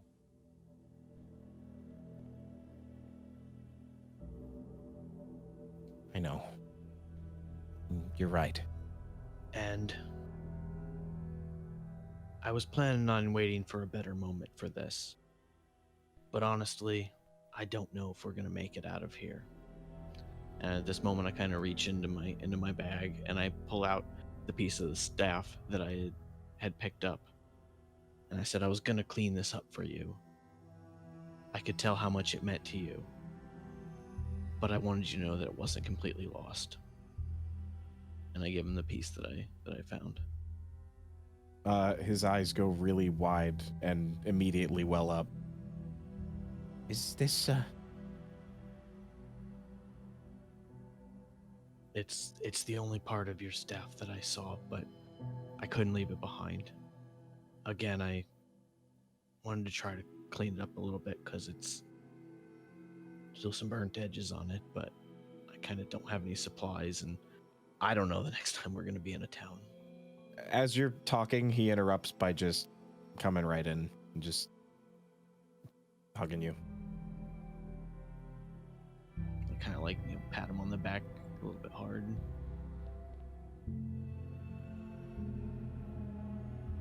You're right. You're right, Mac. We're in this together. For better or worse. Together it is.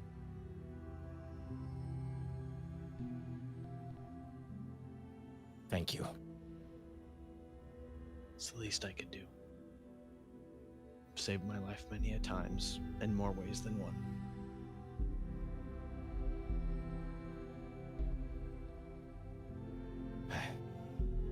All right. Are we doing this? We're doing this. Yes. Yes, we are. Is everybody's things secure?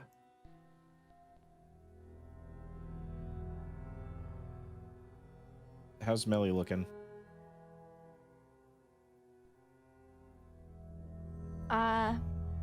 Nervous, but also a little relieved. Because this is the first time that someone's actually been like, you know what? I think I can get us out of here. And Vale, in Melly's mind, anytime Vale says something, it's like, that's facts. So, definitely nervous. But, yeah, she's ready to do this. She'll prep her little daylight flashlight. So that way everybody can see well. We don't lose anybody. A little helmet, like like miners in a in a coal mine. So I don't know how well everyone can hold their breath, but we should make sure that we don't get separated. So I think I need a rope, yes. yeah, and also whoever is at the back, take a torch with light on it, and then who's ever in the front will have the daylight zone. That way we have a light in front and a light behind. And also we'll look kind of like a big scary swimming thing. Nothing will want to eat us. I think nothing would dare. Echo looks very impressed while you're explaining this plan. Couldn't have said it better myself. And I just kind of nod at Melly. I know we're probably going to go over some practical things here. It's also getting late. I don't know if... What do you mean go over some practical things? I mean, like, do we want to tie ourselves together? All those kinds of... Like, is that an advantage? Is it a disadvantage? You know, those kinds of things. Oh, is that Should we continue? I'm sorry, I thought you just did that. So you got the rope. Are you tying yourselves together? Okay, that's what you're doing? Yes. Okay. Sure. So you're all gonna... Before we go into the water, I do go up to Melly and I say, can you put something in the bag of holding for me? Oh, yes, of course. And I kind of like I kind of like palm it, and so like no one else can really see. I mean, if people are paying attention, they might be able to. And I hand her a silver spoon. Can you just keep that safe in the bag, please? Of course. Thank you. Since Melly notices his discretion regarding it, she will also try to be discreet about putting it in the bag. Okay. Is there anything that anyone wants to put in the bag so it doesn't get wet? Maybe boots or shoes? Actually, at the moment you mentioned shoes, Echo does immediately remove his nice shoes. Yeah. Same. But he'll also take the thing that Matt gave him and put it in there. Val will put his... Yeah, he'll put his... I think Val would put everything in there except for... he would leave Mac's rapier, in its holster. And he's obviously wearing clothes, but... Yeah. Okay. So... You hop in? Yeah. Yep. All together? Hop in. 1, 2, 3. You swim down. You see that, just like Vale said, there, as the wall comes down, there is an opening to get past it. You swim through it, and it definitely takes a little bit of time. And as you go through, you can't see the top. You can't see where it ends. And as you turn behind, you can't see where you came from. It almost looks like it's closed off. You start to swim up, and it almost feels like there's something like pushing you up too, like you're going up pretty fast. but your lungs are screaming for air. None of you are water breathers. You can't breathe underwater or anything like that. You are struggling, and there's nothing left. You take in a breath, and it is just water. As that happens, it feels like you got to the top of something. You see a light coming, and you go straight towards that, and you smack into something, and you're banging on it like you can't get through, and you have no breath. And we're gonna pick up from there next week. Such an evil person. Oh my God. He was waiting for that the entire time too. I know. I'm so sorry. Michael needed to go at 10:30. Oh my God. It's all good. Listen, I wasn't gonna let that stop anything. Like, going lately. My mind is blown with like the 17 layers of everything in that scene. Holy crap. So, that was wild. A lot of fun. You guys are incredible. That was awesome. I don't want to drag things on further. Normally we'll talk about like what's going on throughout the week, but whatever. Just check out twitch.tv/JnJ Tabletop, youtube.com/JnJ Tabletop. MSTR Yoda_I_am. He's on Twitter, he's on Twitch, and check out It's Evbo on all the things. Sugar Dough, that guy in chat, check him out. He made some really cool artwork for us, and raredrop.co for all the rare drop things. If anyone has any questions for us, I'll put our link in chat, and you can just come over to Discord, and we'll be happy to talk about all the things with you. Otherwise, we will see you on Wednesday, and we'll see you on Sunday. Have a great day, everybody. We love you.